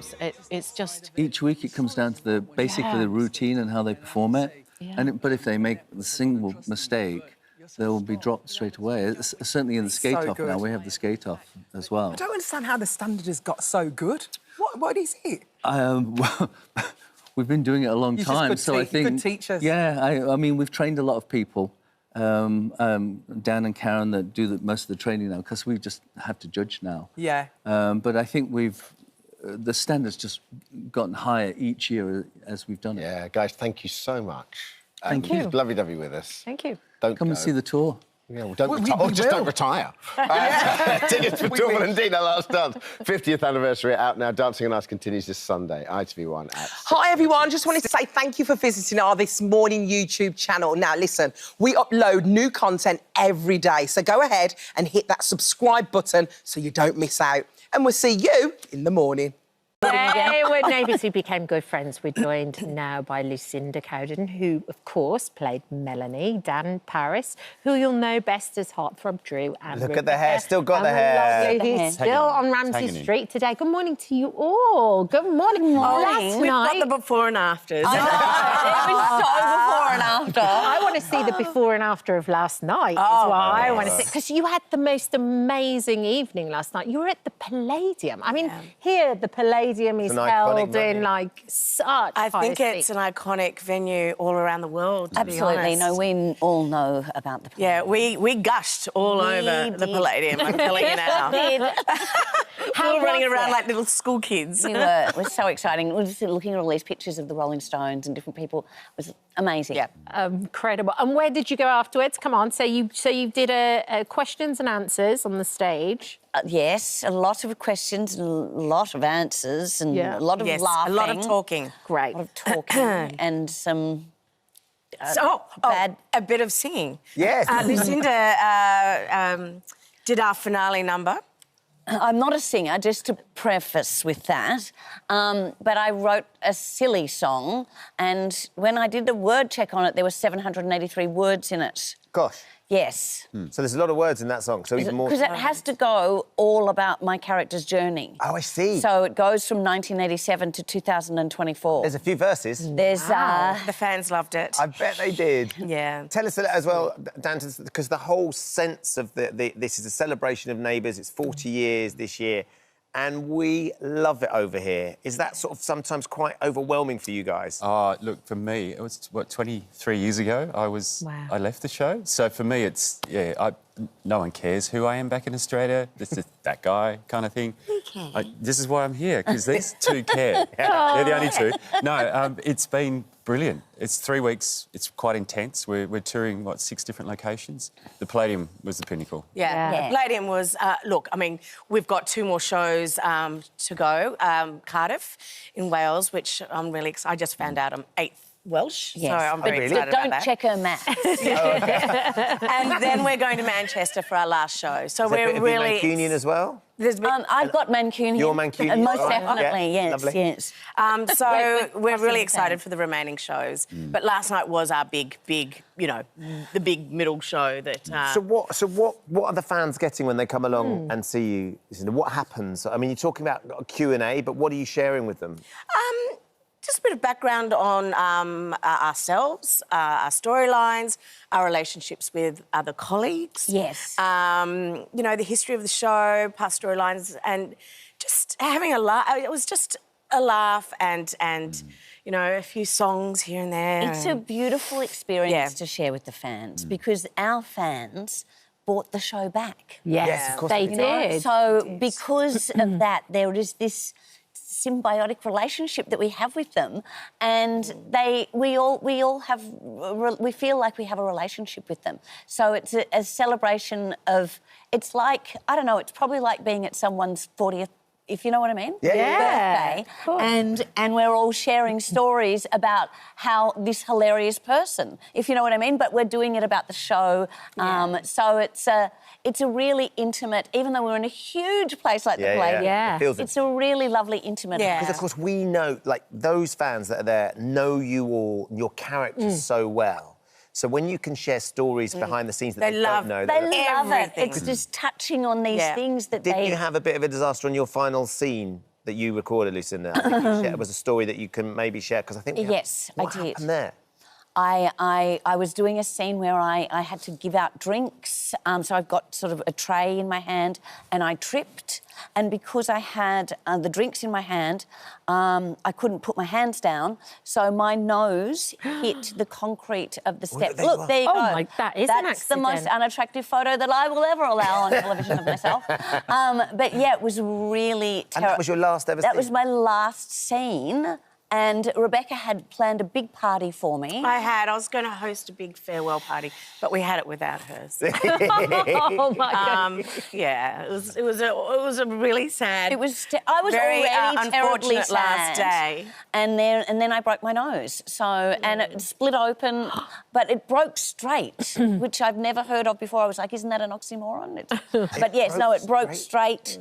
So you didn't have to get it fixed because it looks fine now. It's a little. There's a slight. I can see a slight difference. But, you know, it's in all reality, it's fine. We'll still have that party for her. Yes, one day. Rebecca, you're still in it now. Yeah. How are they going to celebrate the 40? Because here we've got EastEnders on who are celebrating. Is it 30 they're celebrating? 40. No, they're 40 as well. Next week, yeah. So they're doing 40 years and they're celebrating by having a great big live show where... Which would be terrible. Well, you'd be terrible at. I would be absolutely terrible. Because what they're we doing... heard about that yesterday. Because what they're doing as well is they're letting the viewers decide an storyline. Oh, the storyline. So like what we choose your own adventure. Yes. So what we could do is say, you know, is your character and Paul on or off? Yeah. Or yes. And the viewers decide. Yeah. You know, they should have done some sort of crossover, cross-promotion. That would have been a great idea with us all turning 40. I'm very surprised. Yeah. What is planned for the 40th?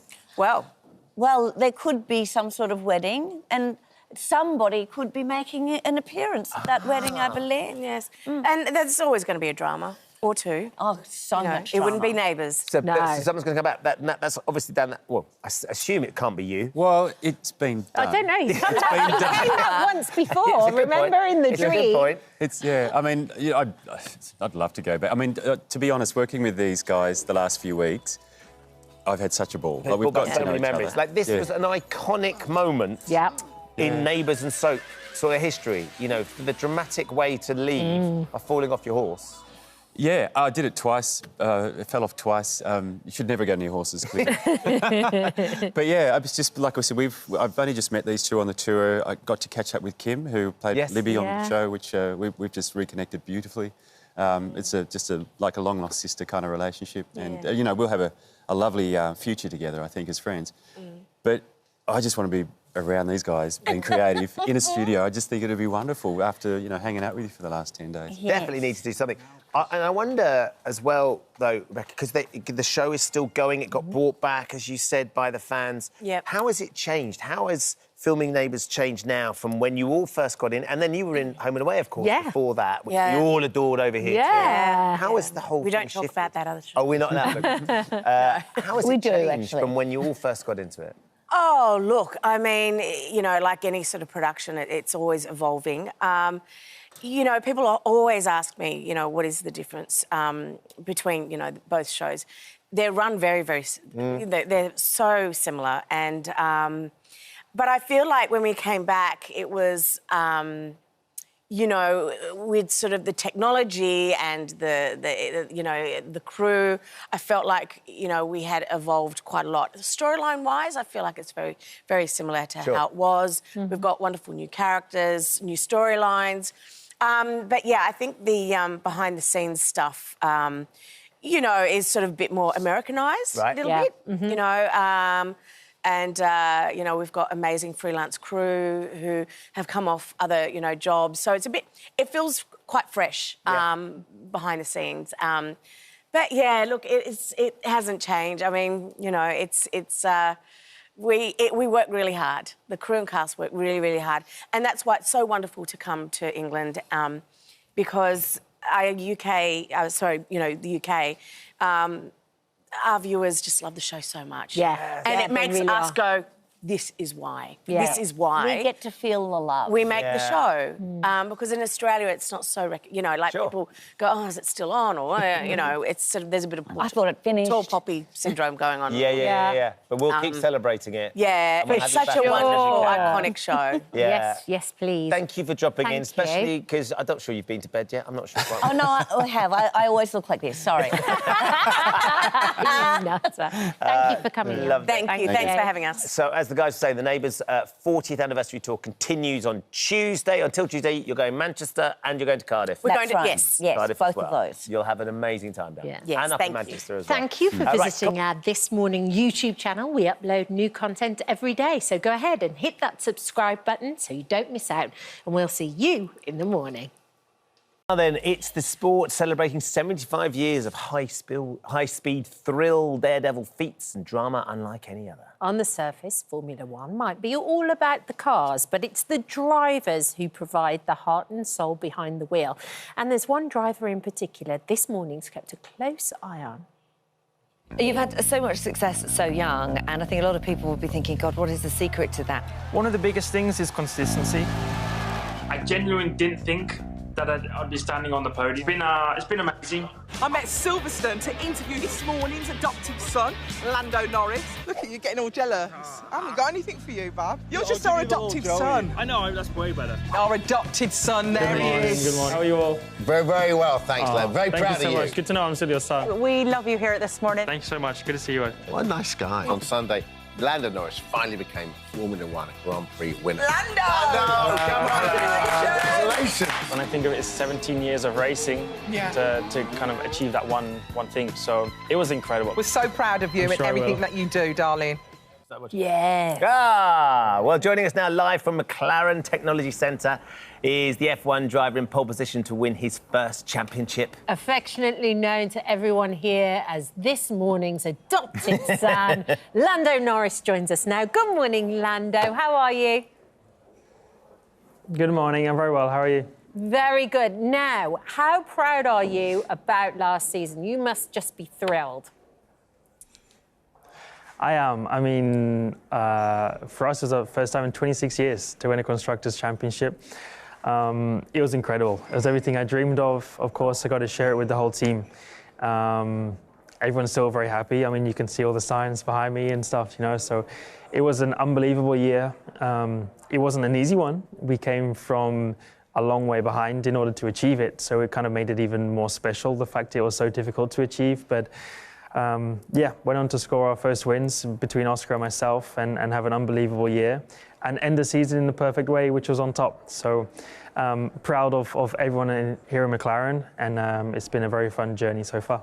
Now, I'd imagine when you first signed for McLaren, you all talked about what the future could look like, what you all wanted to achieve.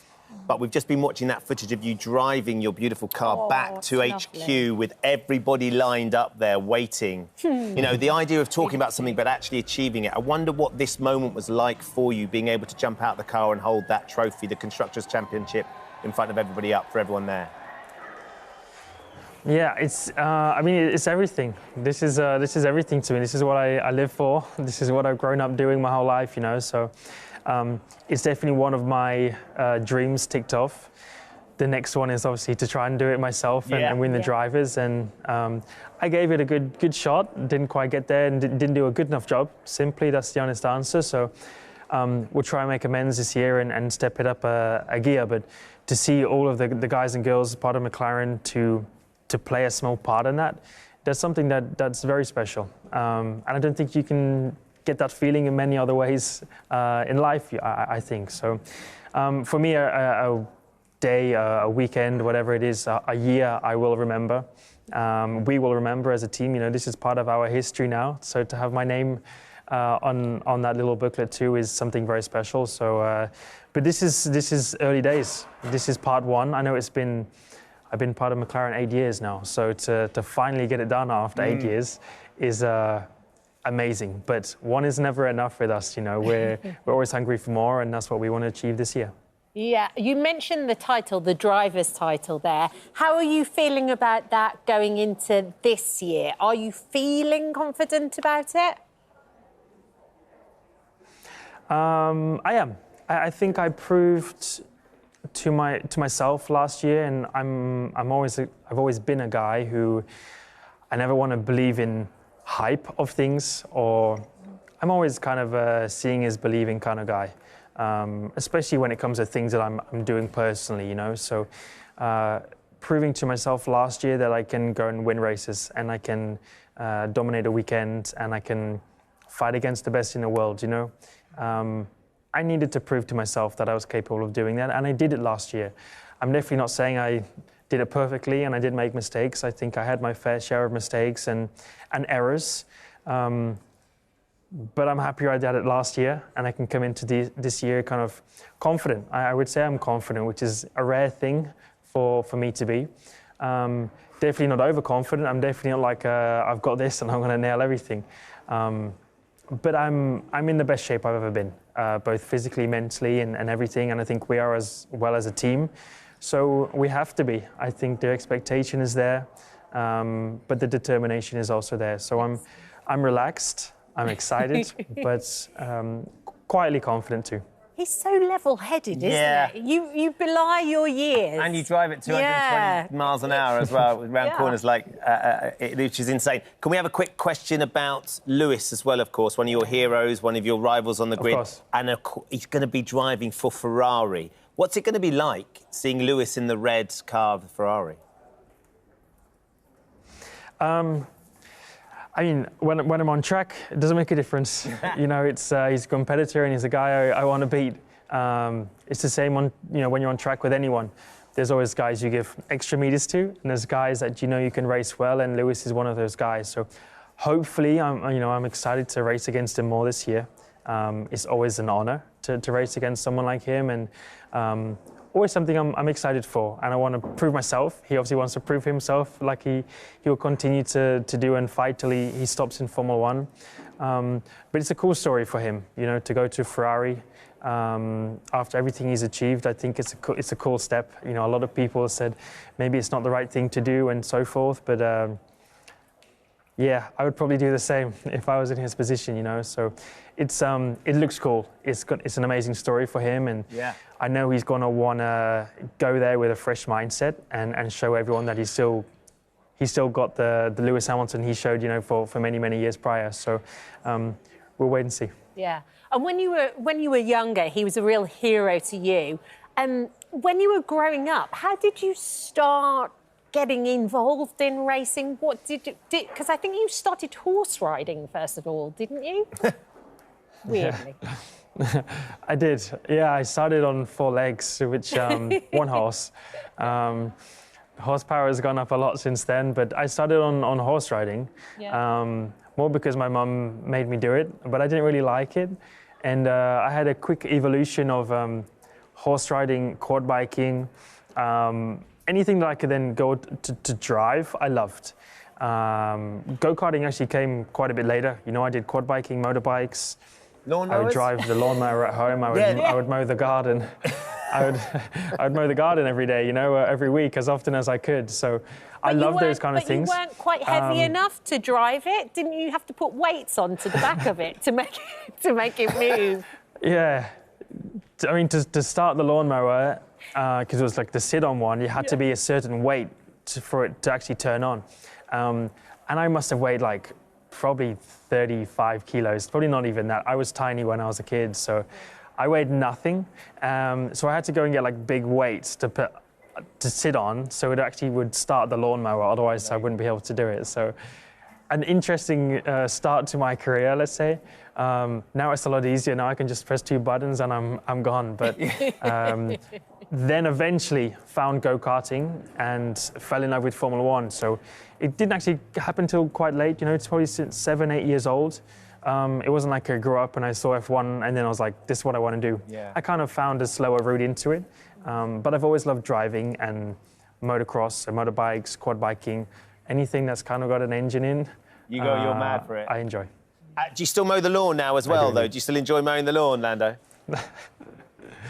Well, no, I don't. Someone does that for you now.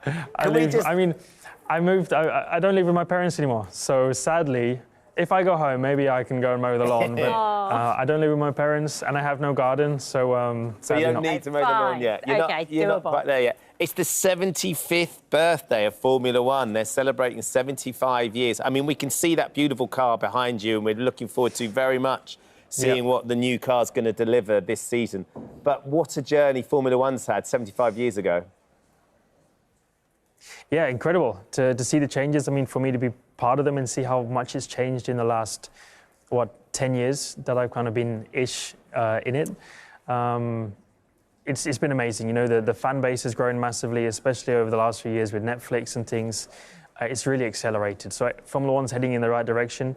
I think to host an event in the O2 is always very special. So for us to all go there to put on a live event for our fans, because we wouldn't be able to do any of this without our fans.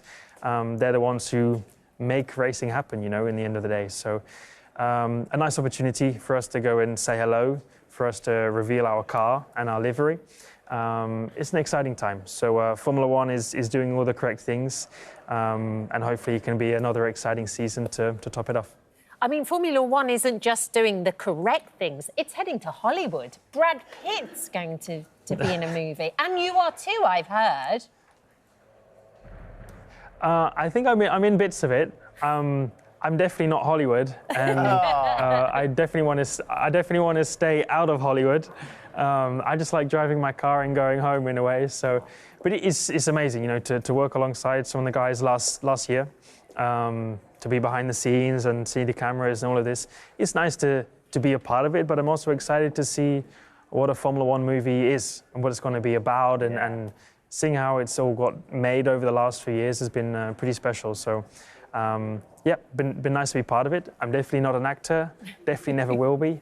But I'll always play those little scenes in the background, and you might see me here or there. Love it. You'll always be Hollywood to us, Lando, regardless of what you think. Our adopted son. Thank you so much for joining us today. It's a real treat to meet you, and best of luck for the new season. Really awesome. Good luck. Good to see you. I'm sure we'll speak soon. Thank you so much. Hello.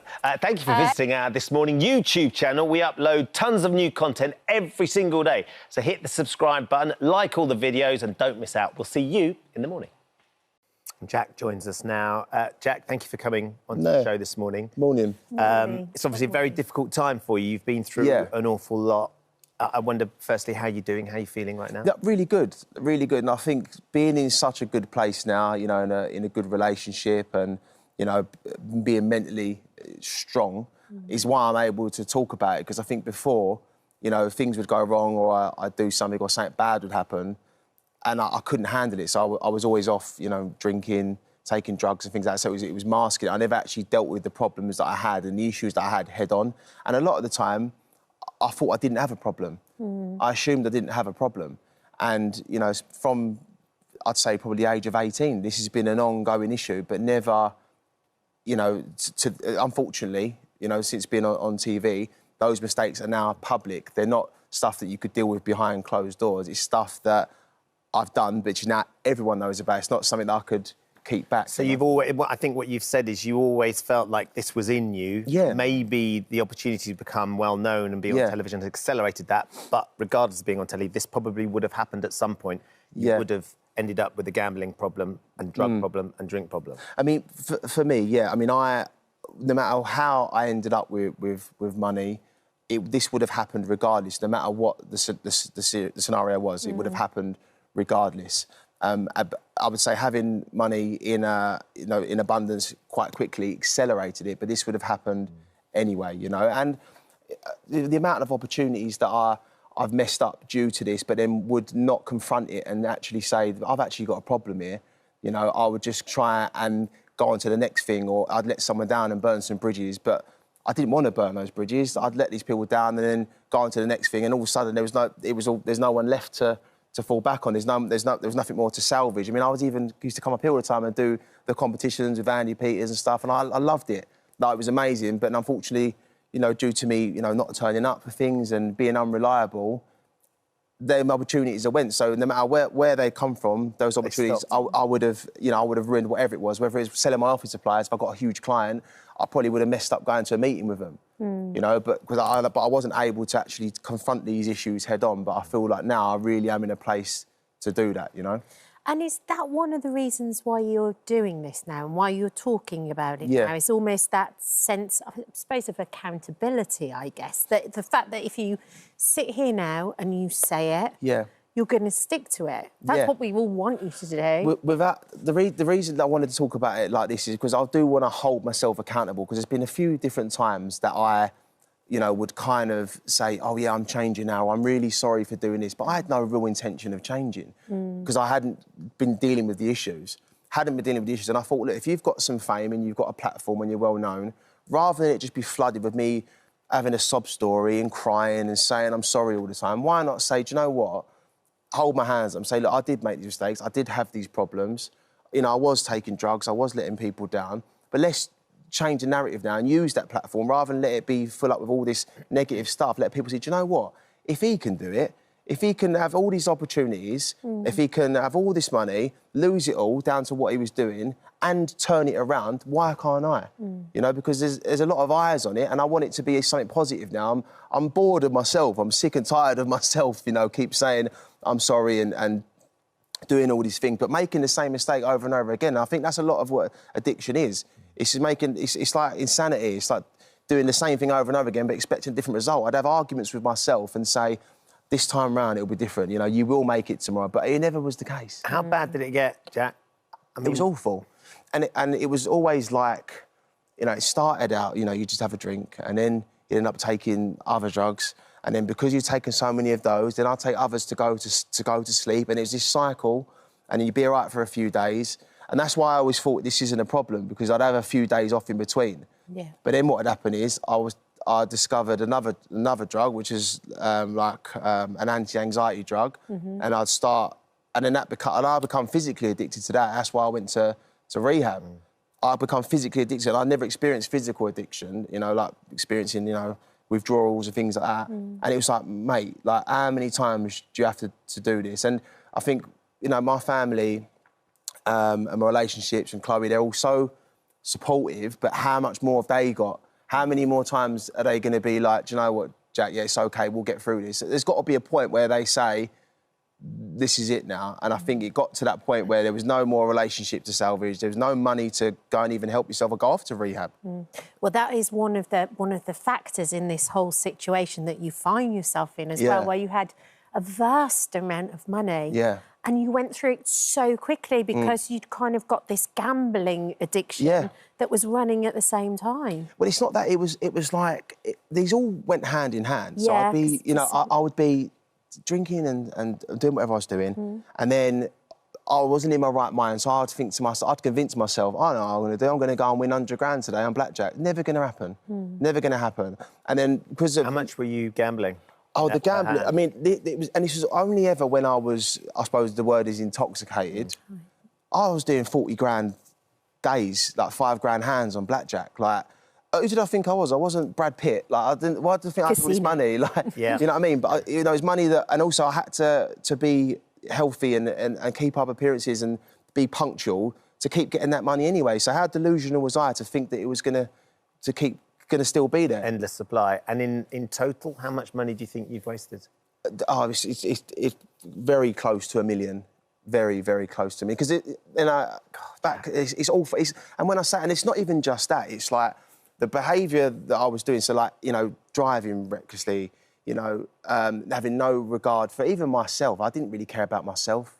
I didn't really care. Like, so. But there's other people on the road as well. Yeah, exactly. And it's like I'd end up crashing cars. I mean, it's been paying to get them fixed. So the collateral damage was very expensive for me, and it's all my fault. And that's why, you know, what you said about accountability. I hold my hands up to all this. This was my fault. You know, I'm dealing with the consequences, and Now I want to set it straight. And a couple of times last year, I sat there and I just thought, it's all over for you. You had the world at your feet. But I don't think I've got so much more to give. Do you know what I mean? Let's change the narrative. Rather than keep trying to cover these things up, say, I messed up. I am human, but I won't do it again. And Why now, though, Jack? Why do you feel like... Because I think you've been sober since Christmas Day. Yeah. So we're just coming into February now, so sort of a month and a half, getting on for 2 months, which is, fair play. But why do you think now it's going to stick? The reason it's going to stick now is because, as I mentioned, there's nothing more to salvage. Everyone else is on their last, they're on their last. I'm on their last chance. There's no going back now. So you think you're at the lowest you can? Yeah, the lowest I've ever been in every way, And it's like, I'm 32, and I'd always have this little argument with myself. And again, this is an addiction thing. You've got two people on your shoulder, but one tells you the reasons you should do it, and one tells you the reasons you shouldn't. And one of those arguments was always, you're only in your mid-20s. You're only, you can still do this. But even that argument's gone now. That the addict was talking about in me. And it's like now, you've got an opportunity to turn this around. You've got supportive people around you. And I think as well, I've got more to lose now in terms of my relationships with my friends and my family. They're better, with Chloe, and we're in a really good place. And I've never really had that.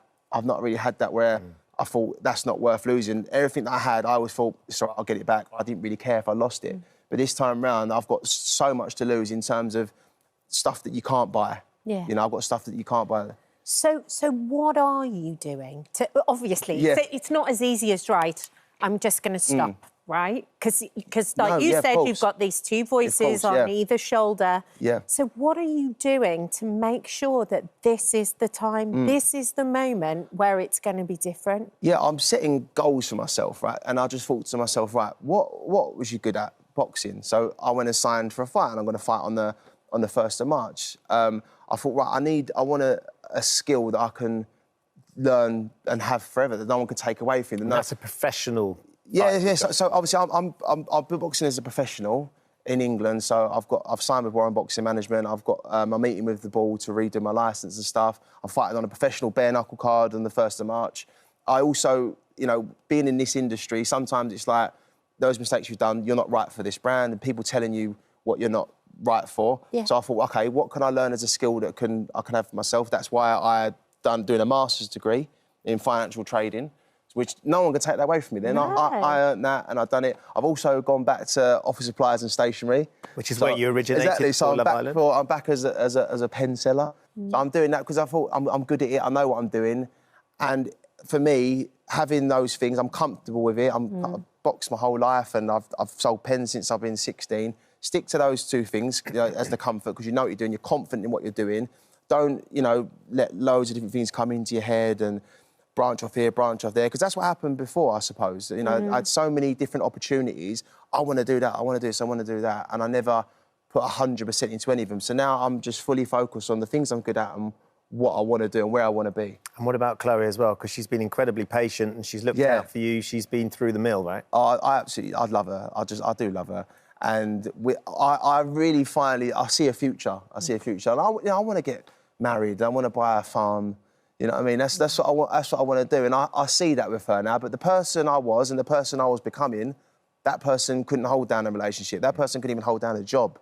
But this person, the person I'm becoming, I'm not saying it's all in the snap of her fingers, that's it. It's a lot of work, but I'm willing to put the work in now because I want to build a future for me and Chloe, and I build a future for myself. And I want to finally change this narrative and stop filling it up with negativity and be an example and be, want people to look up to me, because people did look up to me, but now I want them to look up to me for the right reasons. I think it really helps the minute you have structure in place like that. And I have to say, I've seen the interview that you've done with the newspaper. Yeah. And you look a million times better already, just physically. So it's working. Yeah, You're on the right path. I know. I'm just going to keep that up now. I want to try and get some abs, I think, as well, Jack, good luck. Stay on it. Will do. Hold yourself accountable. Exactly that. Those people, but we'll keep our fingers crossed.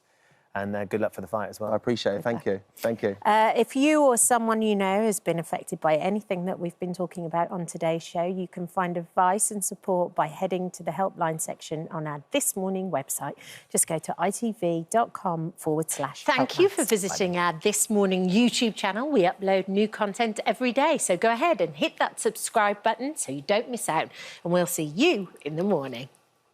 Let's talk a little bit of Hollywood now. We've got some magic for you. One of our greatest actors. Yeah, over the years, he's had roles opposite the world's biggest stars, including Carrie Fisher in Star Wars, Sean Connery in Indiana Jones, and, of course, Alison Hammond in his This Morning interview. You might have seen that. It is, of course, Harrison Ford who we're talking about. He's in town promoting his latest blockbuster role. So Sian went to say hello. Yeah, dead excited, all ready. You know, I've got the hat, I've got the whip. Yeah, so obviously big fan, Harrison Ford. I'm so ready for this. I'm a huge fan. Yeah, what do you mean, Memo? So he's not. It's Marvel. Hulk. I hired this whole costume. This hat was non-refundable. What do you mean? Oh, this makes me so angry. What? Harrison might have heard of Han Solo from Star Wars and Indiana Jones. He's known for them as well. But we're about to see him on the big screen as we've never seen him before. Oh, wait, hasn't he played a president before in Air Force One? Oh, well, this time it's in a Marvel movie. Thank you so much, Harrison, for making time today to chat to us at This Morning. And welcome to the MCU. You know, this is a big universe with a lot of fans, a lot of pressure. Was it fun making this movie, or was that all you could think about? It is, as you mentioned, my first Marvel movie, and it's a very complicated world. I hadn't imagined how complicated it was, but we had a good time making it, and the entertainment value of a Marvel film was there, and a human story that encouraged me to want to be part of it. I played the President of the United States, thank you very much, until I turned into the Red Hulk. Yeah. And I don't have any idea where it goes from there. At 81 years young, Ford is proving that action heroes never retire, playing the role of now President General Thaddeus Ross in Captain America: Brave New World, who is exposed as the Red Hulk. Since when were they red? Do you have something that gets you into Hulk mode? Because you had to be very physical with your acting there. Yeah, I have no idea what I did. I was talking, and then I was the Hulk. I have no idea what anyone else has done in the transformation process. Yeah. So I was given liberty to create my own transition process. What makes you Hulk mode? Usually my wife. I don't know. Were you a fan of the franchise? Because, I mean, there's 34 other films to sort of catch up on. Was that quite daunting? I've seen a few. And I've seen actors that I admired having fun. And that was a draw for me, really. I want you, Captain America, to help me rebuild the Avengers. This movie looks epic, but what I want to know is this the last time we're going to see Harrison Ford as the Red Hulk? I did turn back into an old man. There's a potential, apparently, for me to be... I've said too much. Feels like we got something there. Fans can read into that however they want to. One thing that we noticed that we found quite remarkable, actually, is you are almost the unkillable man when it comes to your roles in cinema. There's at least 50 times you've been attempted to be killed in Star Wars, at least 50 times in the Indiana Jones movies, at least 10 times in The Fugitive, 10 times in Blade Runner. Well, having said all of that, there is only one thing left to do. It's time to present Ford the Forditude Award. This is for your survival techniques in all of your movies. You've almost been crushed by a giant boulder. You've almost been burnt alive. You were almost run over by a truck whilst trying to hijack it. Almost killed in a minecart chase, of course. Nearly eaten alive by giant flesh-eating ants. Stormtroopers almost got you at one point. You were thrown in a pit of snakes at one point, of course. I mean, the list goes on. Anything you'd like to say or any sort of acceptance speech you'd like to make. Thank you very much. Thank you. Thank you. I'd like to thank you and everyone else involved in this. It means the world to me. Where's that going to live? Oh, will that go somewhere proudly in your house? I'm going to carry it around for the rest of the day. Like this. That's made my day. Nay, not the rest of the day, the rest of his life. That's amazing. Well done, Sean and the team. Captain America, Brave New World is out in cinemas this Friday. Thank you for visiting our This Morning YouTube channel. We upload tons of new content every single day. So hit the subscribe button, like all the videos, and don't miss out. We'll see you in the morning. So exciting, I love isn't it? It's so exciting. Yeah, the results are going to be revealed in a live show to celebrate the 40th anniversary. We're joined by the Albert Square trio themselves, Diane Parrish, Scott Maslin and Aaron Thiara. Hi, you guys. Good morning. Good morning. I can't tell whether this is brilliant, a stroke of brilliance, or a stroke of madness. Or nuts. Yes, Just nuts. How are you feeling about it? Fairly calm. Scott, when did you find out that this was the plan? We had a meeting, a phone call with our boss, who sort of called all three of us in, which was strange. You have a little panic when it happens, because you think, oh, no. Oh, it's the end. It's the end. But, no, we all sort of were on a call and... About September, was it? Yeah, about September last year. 40th anniversary, you know, bringing everything together. They've done a really good job at that. There's going to be a lot of surprises for people. So it's exciting on many levels, not just ours. There's lots of different bits. Yeah. It's segments of really quite high-end madness. But at the heart of what they're doing there, Aaron, for the first time ever, they're going to let the audience decide the outcome of this relationship. What does that mean for the three of you and actually the rest of the cast and the writers and the producers of the show? It's been difficult the last few weeks because we've been shooting A and B stuff. So we're in April at the minute. Yeah. And so we've done. So you're a few months ahead of where we are. Yeah, on we've screen. done versions after the live. So you're shooting loads of stuff that will never come to air, depending on what the choice is. Yeah. Which is a bit... Yeah. That's a just lot being of the work. So it's been double workload, but more for Diane, really. Not really. Not really. You didn't have to agree. Trying to be polite.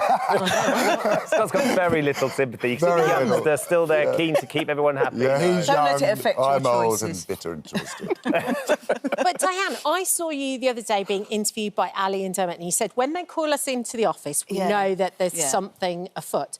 When they first broached this idea with you, I know you've done it before on The Bill, haven't you? Yes, Scott and I both did a live on The Bill. Yeah. And we've also done 2 or 3, I don't know, 2 lives at EastEnders. Right. But you're never just used to it. It is because we spend so long filming, going again, picking up, fixing things, that suddenly to do it and have no other chance to get it right, it is scary. And also, it's not just a live for us, it's a live for our crew, it's a live for our costume, it's a live for everybody involved, the cameraman, everybody. What will that last dress rehearsal, Scott, be like before you go live on that app?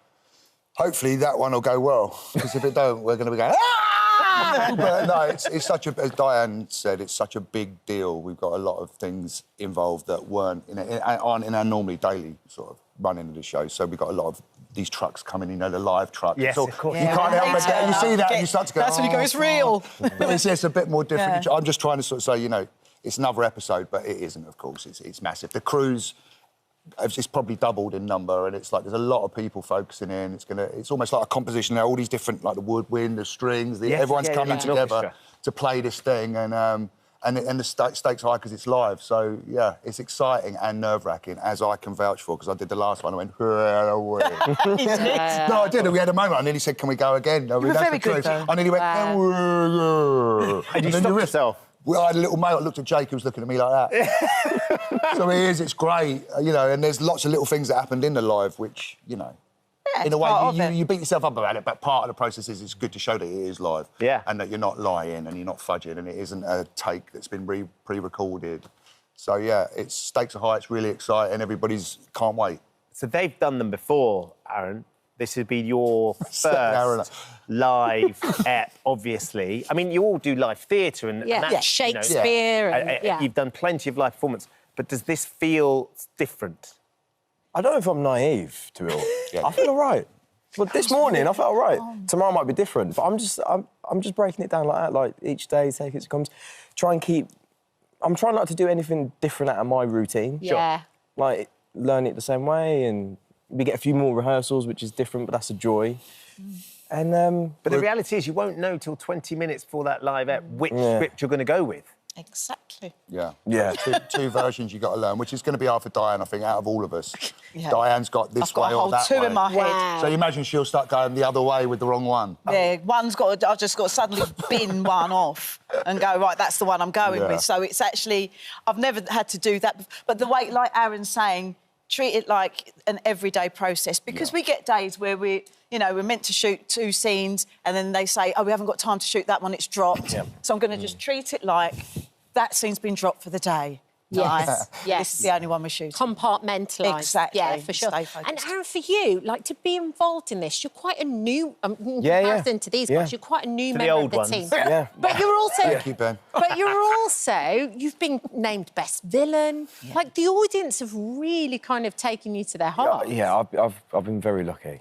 I mean, I've been on it for 2 and a bit years. I mean, I'm not just saying it because we're on the sofa, but I tell Scott and Diane, I'm very lucky to be working with these two, because that is, and not on just this story, we did a story before as well, so it's been quite a while. For my time on there, it's been working with Scott and Diane, and it's been a joy, and it continues to be a joy, and hopefully, whatever that is voted, if I can still work with these guys, then I'll be more than happy. I think that's the thing that we're all upset about a little bit, is the repercussions, because it's culminating. Yes, you of course, make a choice. But I still think there's a lot of life. We've had a great time, and it's built to this point from all of the backstories. But he's new, but in 2 years he hit the floor running. And he's been brilliant. So. Well, look, obviously it is your public out there that are going to be making those votes. So we thought we'd give the two of you the chance to pitch for their vote next week. But the two of you, what you said, Scott, is you want to vote for each other's, you want to do a pitch for each other's character. Yeah, so basically, what I think Jack is a really good fit for. We're going to give you 20 seconds. What are you on camera one? Are you on camera one? Listen. Remember, this is to our viewers, so you go first, Aaron. You got 20 seconds. And you've got to sell it. Your time starts now. Right, viewers, you know what to do. Jack is a reliable man. He's a police officer. He's a man of the law. The family bond that's been built up between Denise and Jack. Do the right thing. There you go. That was almost Absolutely. Listen. It was intense, but a bit stabby on the timing. Right, let's go to let's go to the old hand. So you're going to, where are you going? You're going to go to Perry, you're going to go to one there, Scott. Okay. So you've got 20 seconds to sell the role. Who should they vote for? Go. Vote Ravi. Because Jack hasn't been fishing enough this year. And it's very important that he gets his pastime. A few good months fishing, then he can come back and get her back. But please, please let me go carp fishing. Vote Ravi. There you go. Playing to the pastime. We love it. Thank you all for coming in. Thank we will be you. grilling and we'll be watching. Thank It's just brilliant. So if you want to help decide Denise's fate, voting officially opens after next Wednesday's episode of EastEnders at 8:30. The result will be revealed in the following day's live episode. Though we watch them navigate love, loss and legal battles in the hit series The Split, but as they reunite on stage, Nicola Walker and Stephen Mangan are taking on a very different marital dilemma. In their new West End show, Unicorn, they play a happy couple who decide to bring some excitement into their lives by adding a third person to their relationship. Yeah, they're joining us now alongside their third person, the co-star, brilliant Erin Dirty. Good morning to all of you. Morning. Lovely to Good see you. morning. Nicola, it's such a provocative idea, this. It's something that I've interviewed people in thruples in the past, and it's something that's talked about around dinner tables up and down the country. You guys are playing those characters on stage. What's it been like for the three of you? Well, you've probably had more experience of talking to real people than we have. We are a completely made-up group, and it's been fascinating, hasn't it? And what's been most fascinating is the audience reaction. Right. Because we're up and running. Yeah. Yeah. So quite a lot of shock, quite a lot of chatting between scenes as the lights go down. So you can hear them sort of commenting on what's been going on set. Yeah, absolutely. Because the play addresses all those things, the questions like how does it work emotionally, mechanics of it, everything. All those questions you have about, like, three people in a relationship. Most people say, dealing with one other person is pretty a full-time job, but yeah. I'd love to be a fly on the wall in the bar during the interval and the discussions that it opens up. Yeah. There's quite a long scene break after, I think, the third scene, and you can hear the audience turning to each other and discussing, because already by the third scene, we're up and running, and you know what's happening, that these three people are going to get together in some form of a relationship. So you guys are the couple. Yeah. Erin, you are the unicorn. Yes. Is this quite complex to play every single night? I mean, I think the joy and beauty of the script that is so wonderfully written by Mike Bartlett is the fact that all three of us don't anticipate this situation arising in their life. Like, I'm not rocking around calling myself a unicorn. Like, it's the context of these people meeting at this moment in time that causes the whole thing to snowball. And that's what's fun to play every night. It is provocative, though, as a subject. What do your friends make of it? Because I imagine it's one of those things where you kind of go, oh, we're doing this really interesting part where I'm going to play the unicorn in a relationship, and that starts that conversation with your mates as well. Could you do that? Are you doing it? Have you done it? I don't know. I mean, I've never done it, but I feel like we're at a moment in time when people are more open-minded, Yes. and actually that's kind of the whole point of the show, is that it just opens the conversation. But that's interesting that you say that, because obviously the other thing the play deals with is the generational differences going on in society at the moment. Yeah. So, of course, Kate and Erin are going to come into the rehearsal saying, you know, this is not... Yes, it's unusual, but not, not unthinkable. Whereas our come in. You're kidding me. What? Yeah, my family were what? I'm coming to see you do what? And that is the difference. Yeah. What did your family say, Stephen? Well, I mean, the whole thing is fraught with difficulty all round, but what I love about the play is how funny it is as well. Right. You know, and it gets to all the toe-curling embarrassment of just getting... I mean, it's embarrassing. It can be awkward when you meet someone just one-on-one. Yes. But when there's three people and trying to navigate all the different complex relationships, I mean, it's... Like Nicola said, you can hear the buzz of people as soon as the lights start to dim. People want to discuss what they've just seen. And these people talk at a level of honesty that is quite brutal. Yeah.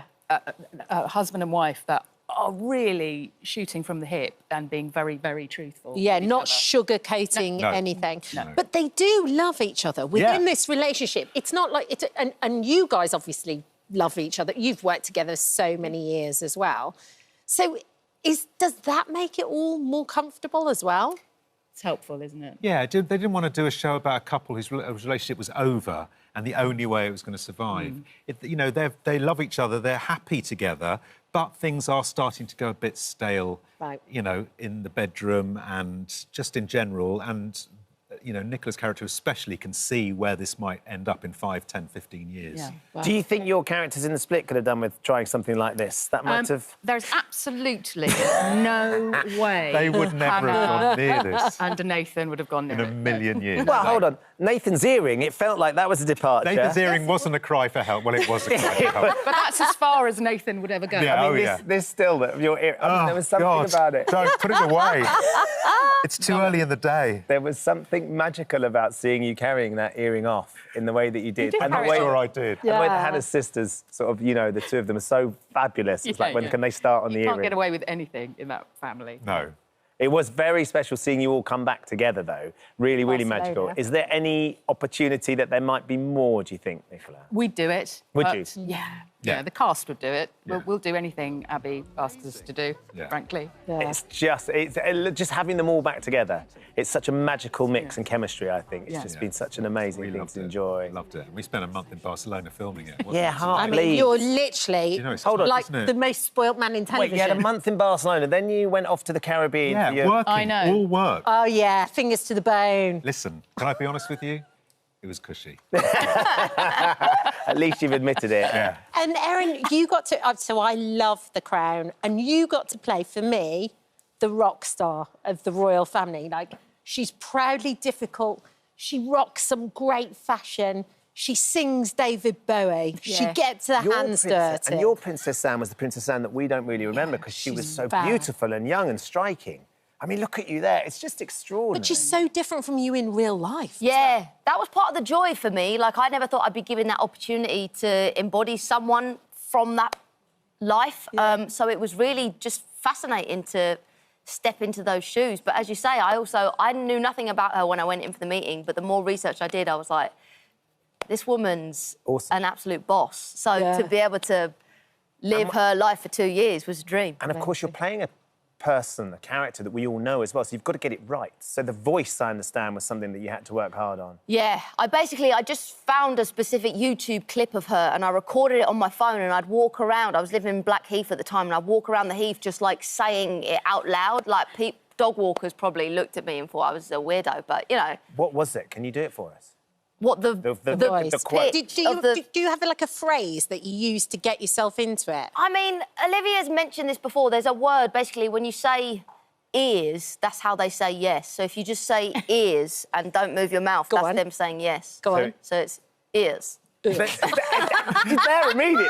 And that's it. That's literally it. So we'd all be doing that off screen when they were like, OK, get ready. We'd be like, ears. Because my friend Claudia played the last iteration of Princess Anne. Yeah. And I found it fascinating seeing my best mate from university suddenly being transformed into what, you know, there's Claudia and there's you, and that's Princess Anne at the end of The Crown, and you in that first iteration. Amazing experience. Yeah. And a stunning series as well. It was. I'm proud to be a part of it. Job. Thank you so much for popping in. It's been lovely to have a chat. We had Sanjeev in yesterday, just quickly before we let you go, and he recorded a message for you. Oh, okay. Let's have a little listen to what he said. Where is it? Hi, Nicola. Good morning. I know we texted sort of about 24 hours ago, but I forgot to ask you, in your new play, Unicorn, will you be employing our famous I left the gas on look? What's the famous left the gas on? We did it here a few years ago. I think it was in response to, you know, is it sort of hard doing that detective acting? And Sanjeev and I pointed out that it's an old trick. It comes from the soaps where you go, did I leave the gas on? I think I left the gas on. And there's the look there. That's the look there. Yeah. Well, what between ears Yes, you've and got the have ears. left the gas on? A lot of tips. We've covered. A lot of We're covered. It's like a masterclass. This is amazing. Thank you Like all the for Actors coming in. Studio. It's so lovely to see you all. You can watch Unicorn in the Garrick Theatre in the West End until the 26th of April. It sounds absolutely fascinating and a really entertaining night as well. Thank you. Hello. Thank you for visiting our This Morning YouTube channel. We upload tons of new content every single day. So hit the subscribe button, like all the videos, and don't miss out. We'll see you in the morning. Great. Now then, just quickly, Ollie, much like your Eurovision entry, there's a lot of men in a sweaty room dancing with you. I feel like there's a theme here. There are some themes emerging, I think. What can I say? I just like to be in a room with sweaty men. That's apparent. But it looks like a lot of fun. Yes, I had a lot of fun. Yeah, always. I'm always having fun. Yeah.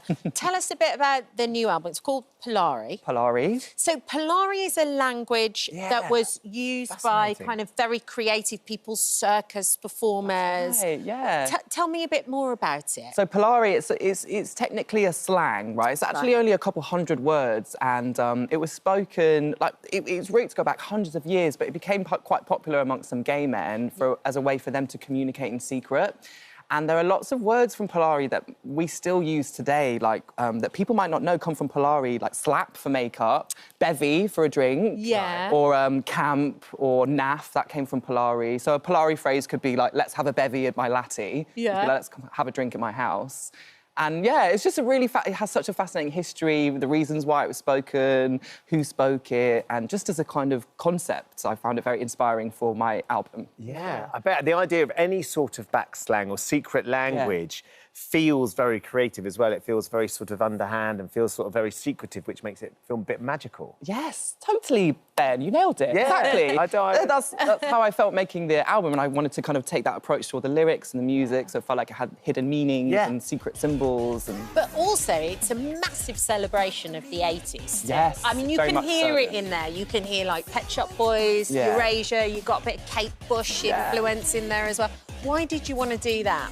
I love that era for so many different reasons, and I think when I was making It's a Sin, I really got a chance to just, like, dive into that era so much, and I've always loved that music, but then for this record I was looking for my kind of gay heroes that came from that time, you know, the Pet Shop Boys, Erasure, like you say, so Jimmy Somerville, I mean, there's so many, and I thought, you know what, I'm going to lean in and just really pull from that decade. It's our decade, really, wasn't it? It's when we sort of grew up through the 80s.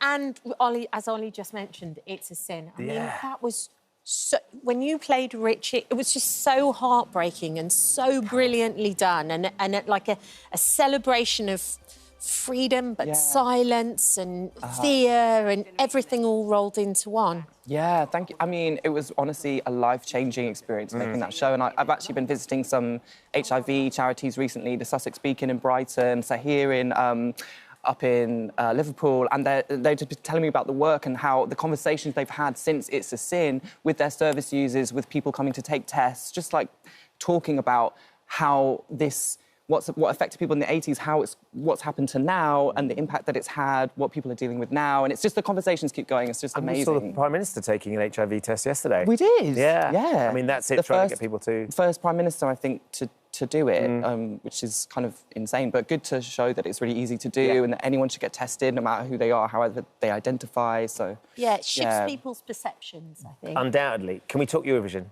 Eurovision. It's coming up again soon. Your experience, was it everything you'd wanted it to be? I mean, obviously I grew up watching Eurovision and I love it so much. So getting to be on the inside was deeply fascinating and amazing, because it's so wild. There's nothing in the world like Eurovision, but it was definitely a roller coaster, I can't lie. There were some ups and downs. What were the downs? Gosh, I mean... Was the voting process quite a down? Because you're sort of waiting for people to judge you live. It's quite brutal. I mean, it's a competition, right? So people judge you really, really harshly, and I get that. But yeah, the voting's quite... it was quite brutal. When they announced on the night the 0 points from the public, we were just like, oh, God, of course. But you've just got to take those things and grow from it. And I loved it. You know, I really loved the performance and I loved doing it, so... And so now, years and years, you've moved on from there and you're going out on your own. I am. I mean, there's on one hand, it's such an adventure and it's so exciting, and then on the other hand, you must be like a bit nervous. Yeah, I guess there's nothing to hide behind now. No. There's no kind of, years and years, no band, so... You never hid then, though, Ollie, did No, you? You were I up guess... front. No, you ran the show. You were... But it's cool, but it feels very, special to have it under my own name and to feel like, oh, this is kind of an album I've been trying to make for a long time, I think. Yeah. So, it's exciting. Nice. It's really exciting for you. So exciting, Oh, yes, thanks for having me. absolutely, and can't wait. You're on tour as well. I'm going on tour, that's right, thanks. You're going on tour in March. End of March, quite April. intimate gigs, right? Yes, it's the Up Close and Polari tour, so thank you. So intimate, doing some theatres around the UK and Europe. Come and see me. Please come. We'd love to. We'd love A room of sweaty men, come on. Yes, I'll wear my shirt and tie, keep everybody in order. Thank you, Love it, Ollie. Ollie. Thank you for joining us. Thank you so much. Ollie's album Polari is out now. Yeah, and what we were just saying, the tickets for his Up Close and Polari tour are on sale now, so you go and enjoy that amazing gig. Thank you. Thank you so much. Thank you for visiting our This Morning YouTube channel. We upload new content every day, so go ahead and hit that subscribe button so you don't miss out, and we'll see you in the morning. Di, Sunny and Jess, Sanjeev Bhaskar and Sinead Keenan join us now. Good morning, lovely to see you both. Lovely to see you both. It's just dropped and landed exactly where we wanted to, Sanjeev. It never fails to sort of grab you and hook you in immediately. You guys finished filming sort of last year sometime? That's right. Is it almost a relief when it finally gets out there and people can start seeing it? Yes, I think it is, yeah. I mean, that's the reason you make it. Otherwise, it'd be a bit weird if you just shot this thing. I mean, there are films that are shot and then never They released. never get seen the light of day. Yeah, so it's lovely when it's out there because the public's reaction from the beginning has been really warm and generous and continues to be. And that's we can't get enough of it, Sinead. So explain a little bit about, if anybody's missed the first episode, which was last night, there's more coming, of course. You get it all on ITVX. Where we are, where your characters find themselves this time. Well, at the start of this series, in terms of Sunny and Jess, they're getting on a lot better. Thankfully. Are we? I think we are. Yes, just it feels like a toxic relationship. And then, you know, as with every series, we start with a body or a body part. Which was the case in this one. And then, as ever, we're introduced to 4 different kind of disparate people, and you kind of wonder how, in the name of God, are they connected? Yes. And slowly but surely, as it moves on, we find out how they may have been connected to the victim, and hopefully we you know, solve the crime. Well, because I think that is one of the things about the show. The writing is so good. It's not about the stunts and the explosions and everything else. It's about these 4 stories. There's like 4 stories going on in this one, isn't there? Yeah, I mean, it's Chris Lang who's written all of them. It's his brilliance, but I always believed that there were 4 mini-dramas sitting within a whodunit every single time. And so I think each of those stories of those people of interest is so rich that they could be a series on their own. Yeah. And even with the 4 that we were introduced to last night, the little glimpse we could see, we could easily see 6 episodes of their lives. And so I think that richness is what Chris brings to it, and the empathy that he brings as well. So it's usually somebody who's you know, a normal member of society who's done one terrible thing, as opposed to a serial killer on the loose type of thing. And that's kind of, I guess that's more relatable. Yeah. As Sinead was saying, so the relationship between the two is sort of better than it was in the last series. It was quite tense. How's Sonny getting on? Because obviously it's been a while since he lost his former partner that he was best mates with.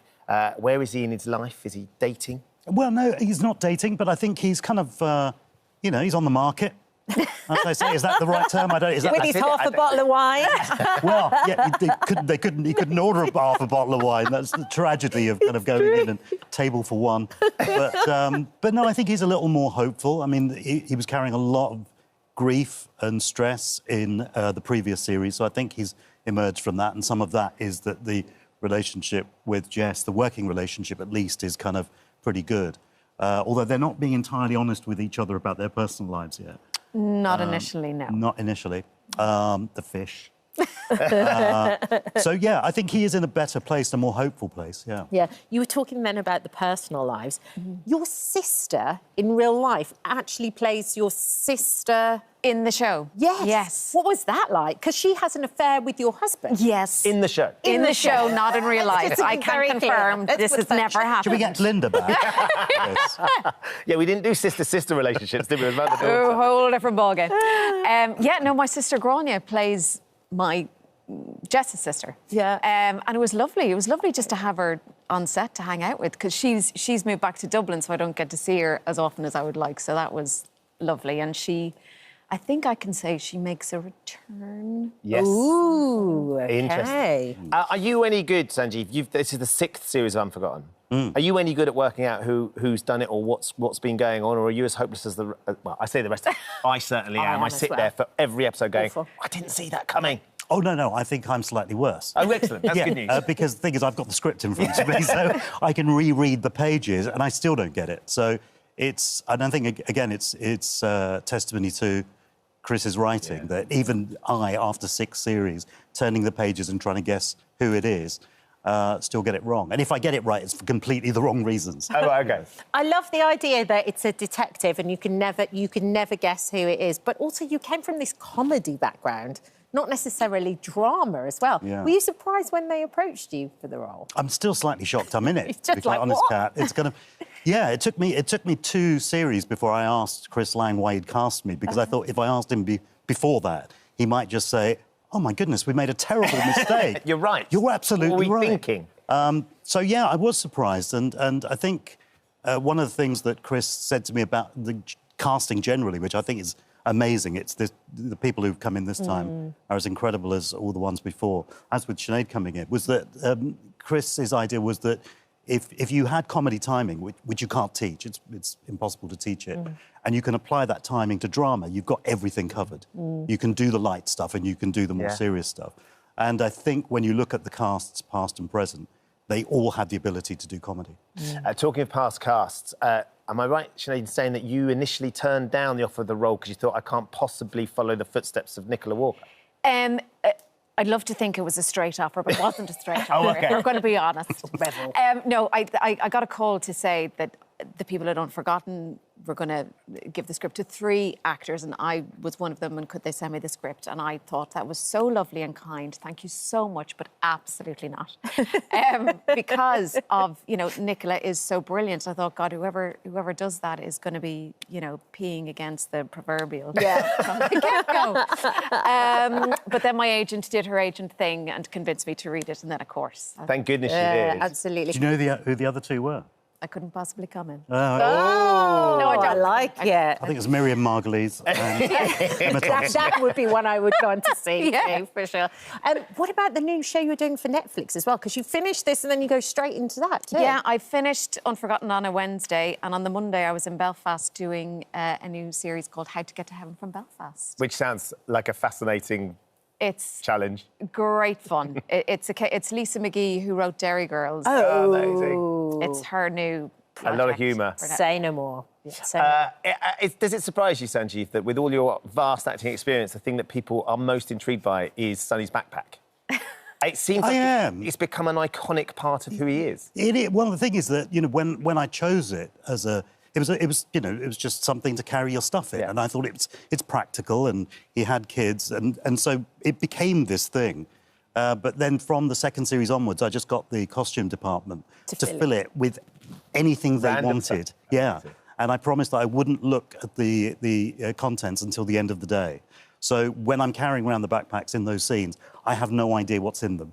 And you get a lovely surprise. And at the end, and I then take or a picture. Body part. Yeah. That could just be please. a body part. So it's been a while since you've had your backpack, because you finished filming last year. So we've got you a very special present, because we thought you might want to be reunited.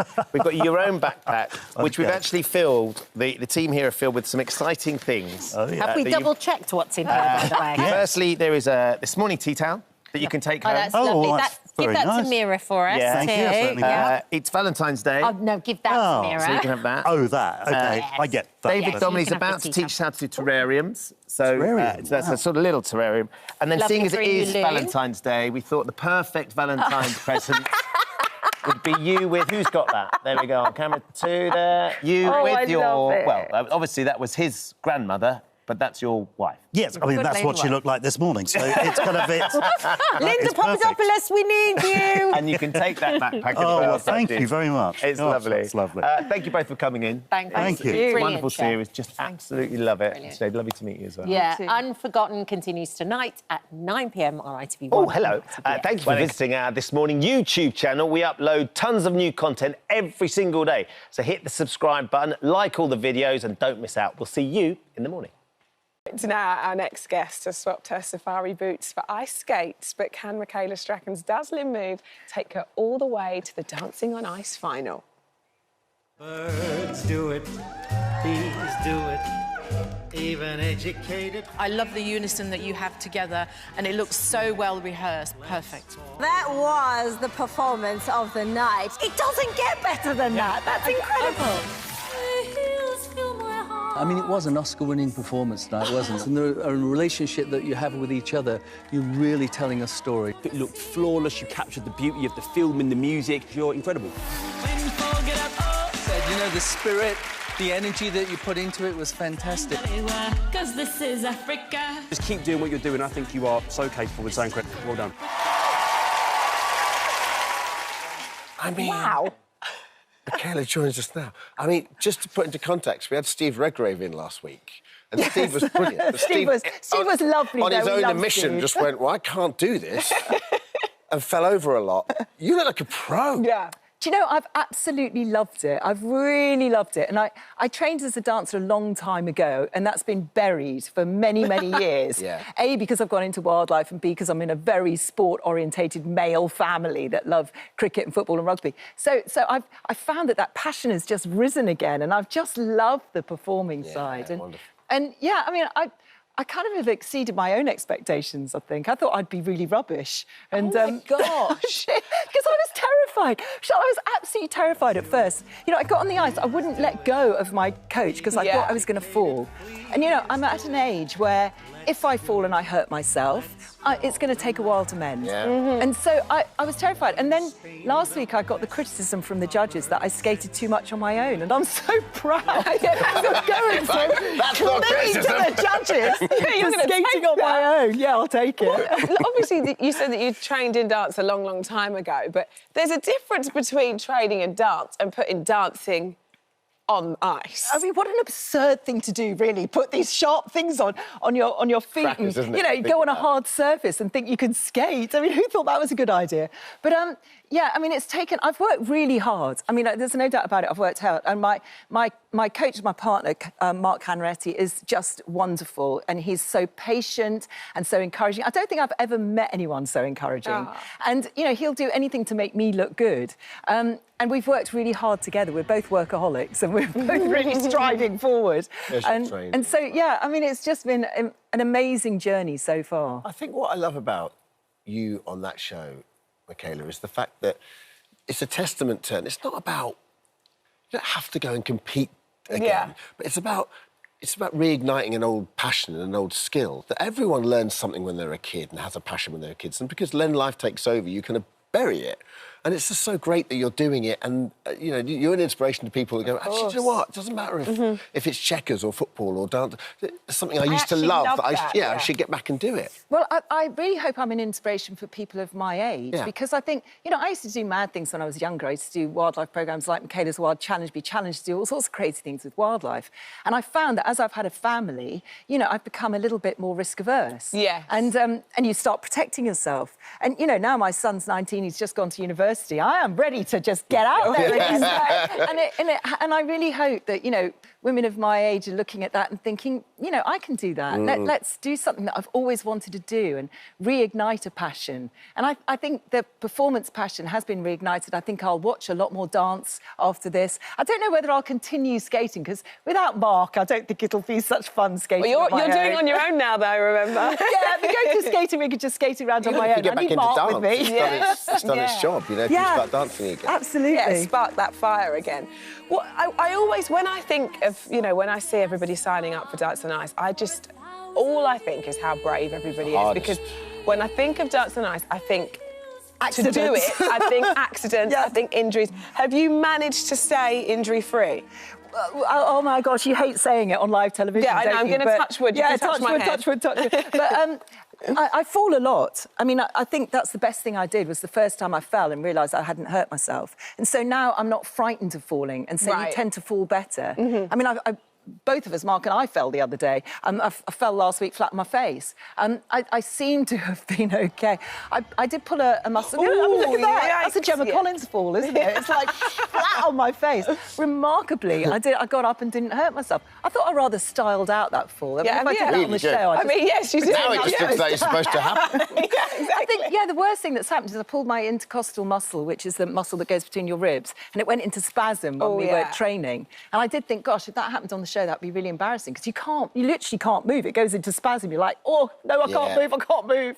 But, you know, physio, anti-inflammatories. There you go, exactly. Off you go. It's a nice survival kit. So it's kind of weird where you're out of your comfort zone, but you've been out of your comfort zone for so long. I mean, this is like, you know, the stuff you do and the stuff that a generation has grown up watching. I mean, the shark story comes to mind. Can you tell us a little bit about that? I mean, I've done nuts things, really, in the past. And I look back at myself and I think, was that really me that did all that crazy stuff? And as I say, the programme Michaela's Wild Challenge, I was challenged, the shark one in particular, I was challenged to feed hungry sharks underwater. So they put me in a chainmail suit and down I went diving. And I do dive, I'm an advanced diver. We were in the Bahamas. And what kind of sharks? So they were Bahamas reef sharks, which aren't known to chomp people. But then if you're I stupid would not want to be the girl to test that theory, though. You know, there I was literally handing them a fish as they came towards me with their jaws and their teeth. And, you know, at first you panic, you think, that's a shark with jaws and teeth and it's coming towards me. And I'm holding some food. That's really stupid. I mean, I've done some really stupid things, haven't I? But you know, then I got really into it. And then I started sort of hand feeding them and pushing them aside and getting a bit cocky with it. Yeah. So I think I'm one of these people that if someone asks me to do something, if they challenge me, I will do it. And I think that's the same with Dancing on Ice. Yeah. You know, I was challenged to do it. I mean, I've stupidly watched all of the accidents on YouTube, which was a really stupid thing to do. And once I got over the fear of that, you know, I feel this is a challenge. And I mean, I'm the bookie's favourite swim, which I feel really uncomfortable about, because I think in myself, I want to be the best I can be. Yeah. If somebody, and I've said this before, if somebody is better than me, and there are skaters that are really good on the show, you know, there's a pack of us in the front there, I think. And if they're better than me at the end of the day, or they got more people voting for them, then I will applaud them. You know, it's not about winning for me, it's about winning within myself. And I feel I've got this far. I almost feel as if I've won within myself already, because I've exceeded what I thought I would be able to And the achieve. whole experience. Yeah, and I've loved the whole experience. I mean, honestly, I just so don't want it to end. I'd love to be in the final. I'd really love to be in the final. I would love it because Mark Hanratty has been doing it for 12 years. It's his last year. He's been in the final 4 times and he's never got to do the bolero. So that is my challenge, is to make him do the bolero for him. I want it to happen. Oh, well, I'm crossing everything for you. I mean, I think he's got a very good chance this year. I think he's got a very good chance. Let's hope so, but let's see what happens. As I say, it's the voting, isn't it? You can train and you can be as good as you can be skating, but it just depends on who votes for you and who's the most popular. And you've already won a new skill unlocked. Absolutely. Absolutely. Yeah. Thanks, Michaela. Good luck with it. Thank you. Thank you. Dance on Ice continues this Sunday at 6:25 on ITV1 and Thank you for ITVX. visiting our This Morning YouTube channel. We upload new content every day, so go ahead and hit that subscribe button so you don't miss out. And we'll see you in the morning. You don't need to adjust your TV or search for something making a noise. The sound we've just played is exactly what Made in Chelsea's Jamie Lang heard for the first time almost a decade ago, and he's been hearing the same sound almost every day since. Yeah, Jamie woke up one day hearing that whooshing, high-pitched noise and was eventually diagnosed with tinnitus and was told that there isn't a cure. Jamie is here to tell us about his experience alongside Dr. Raj. Good morning to you both. It's only when you hear that, Jamie, that you realise just how debilitating it must be. Yeah, it is pretty debilitating. And look, yeah, my story is that 9 years ago, I woke up one morning and I could hear this ringing. So I searched the whole house to find this noise and then realised it was in my head, which is quite a scary thing. And frightening. Really frightening. The upsetting thing is it affects 1 in 7 people. So 1 in 7 people are affected. So I'm a big advocate for talking about it, you know, allowing people to realise that if you do have it, it is a little bit scary, but there are ways to sort of help it. And yeah, and also the hard thing about it is no one can see it. Yes. Or feel it. So it's a very solo problem. So you're very stuck in your own body with it. So do you hear kind of that noise that we just heard? And does the noise that you hear get worse? What's it like? Try and describe it for us. So it's like a high ringing whooshing noise, and lots of tinnitus is different, right? People hear different things, right? But there are certain things, right? It's a problem because the more anxious you get, the more stressed you get, the more tired you are. All these, the louder it gets. And when tinnitus first starts, all you're thinking is about is the tinnitus. Oh, it's there, it's there. So it's louder and louder and louder. So what I try and do is I try and treat it now like a friend, which we were talking about earlier, which is where people have tinnitus, so scared of it, so scared it's there the whole time. But actually, now I sort of treat it as that really annoying friend. So if it's really loud, I go, OK, what are you trying to tell me? I'm either anxious, I'm either stressed, I'm either overworked or overtired. And if you do that with it, it kind of helps it a little bit. So you can put into context what you're going through, and then that can reduce how loud it is? It reduces it because basically tinnitus is about accepting it. You just sort of have to accept it's there. It's like I treat it like, OK, you can hear that fan in the room. People on TV probably go, but you can hear the fan in the room. If you think about the noise, you can hear it. But if you're not thinking about it, you block it out. So you treat it like that. What was it like getting the diagnosis? Because having had that experience of thinking there was a noise somewhere in the house, in the flat, in the room or whatever, and then going, gosh, this is in my head. Yeah.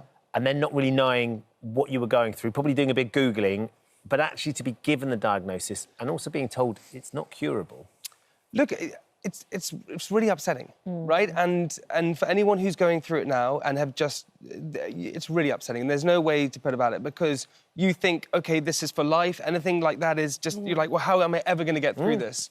But I promise you, you become accustomed to it and you get used to it. And your brain and your body are amazing things that actually you somehow you realise how to work around it.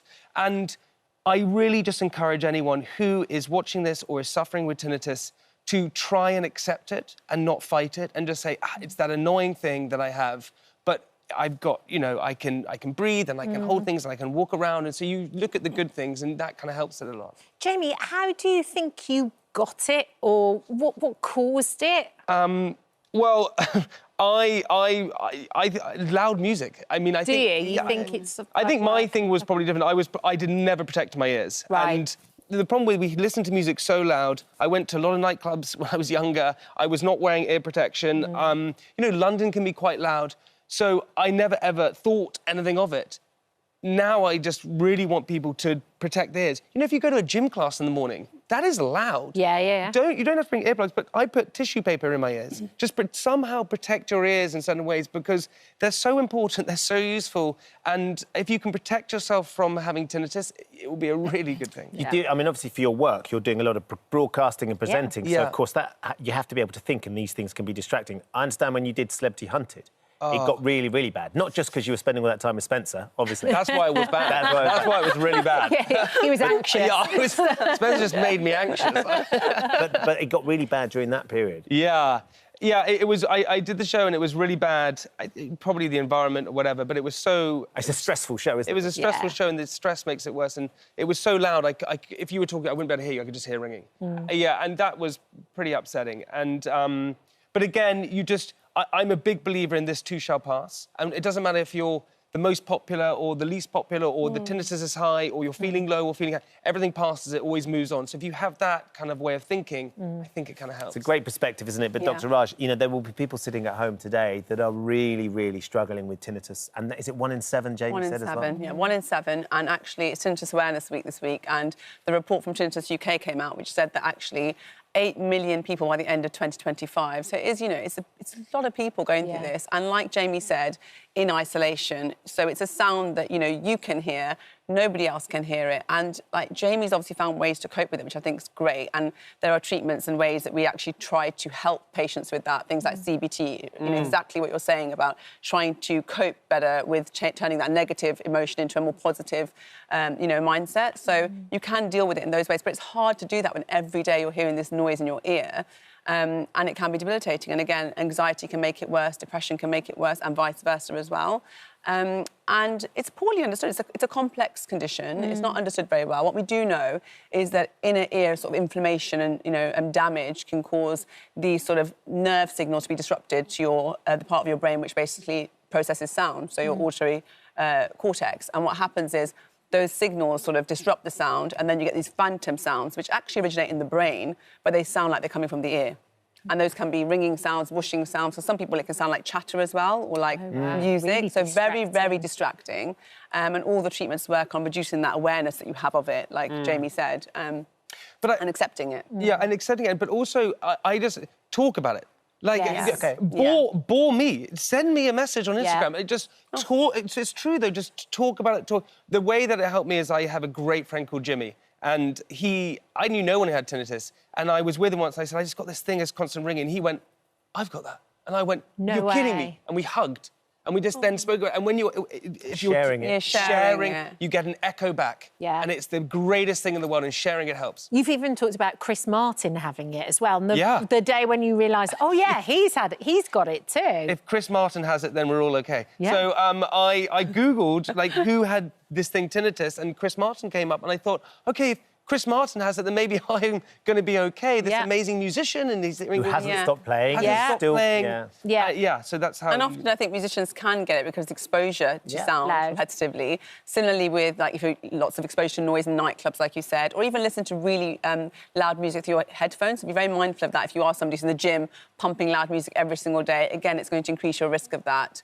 And even if you're somebody who's using, like, power tools and you're not protecting your ears, must do that. Wear your mufflers, wear your protection gear to ensure that you're reducing your risk of it as well. Really important. If someone is sitting at home and they're struggling with it, though, is there things they can do? Jamie's said a couple of really interesting things already, but to manage it? So, yeah, if you've got persistent tinnitus, there's no cure, but lots of treatments focus on sort of awareness and distraction from the sound itself. So things like sound therapy, so white noise. I think you mentioned, didn't you, Jamie, that you use white noise or whale noises at night. Whale noise at night, yeah. My wife loves that, but honestly, whales at night is lovely. Roll on Valentine's Day. Oh, the whales are playing, let's go. Yeah, so you can have, you know, sound therapy, which you have like a fan on or some white noise, a bit like what you can play when you've got a little baby, you know, the sort of music sounds in the background. Well, you can also use things like a sound pillow, which are essentially pillows with like a speaker in them. And you can change the music on them to white noise or whale sounds, if that's what you prefer, and different sounds through the night to sort of distract from the tinnitus. Because as you can imagine, trying to sleep with that in your ear, because that's the time when you're quiet and everything else is quiet. And if you've got a constant sound in your ear, it can be very disturbing. So to have some sound over that can really help as well. Do you struggle then if you don't have the whale sounds or whatever it is to fall asleep? Yeah, I mean, if I'm totally honest, I can't sleep in silence, which is really annoying because it's just there. So I sleep with a fan on in the room, or my best friend is Stephen Fry, and so I sleep with him in my ear. The dulcet tones. Yeah, I know, he doesn't sit in my bed. I was going to say, does he know he's in your ear? He doesn't know he's in my ear, but he's honestly, his voice was just so soothing. So find something that really soothes you. Yeah. I have a fan on, or whale noises, or Stephen Fry. Yeah, absolutely. Well, it hasn't stopped the success of the business either.